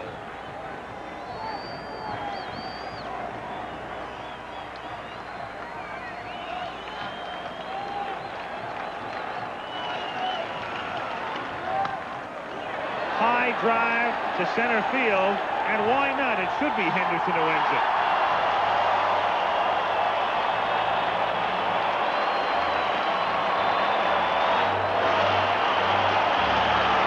One game for the pennant tomorrow.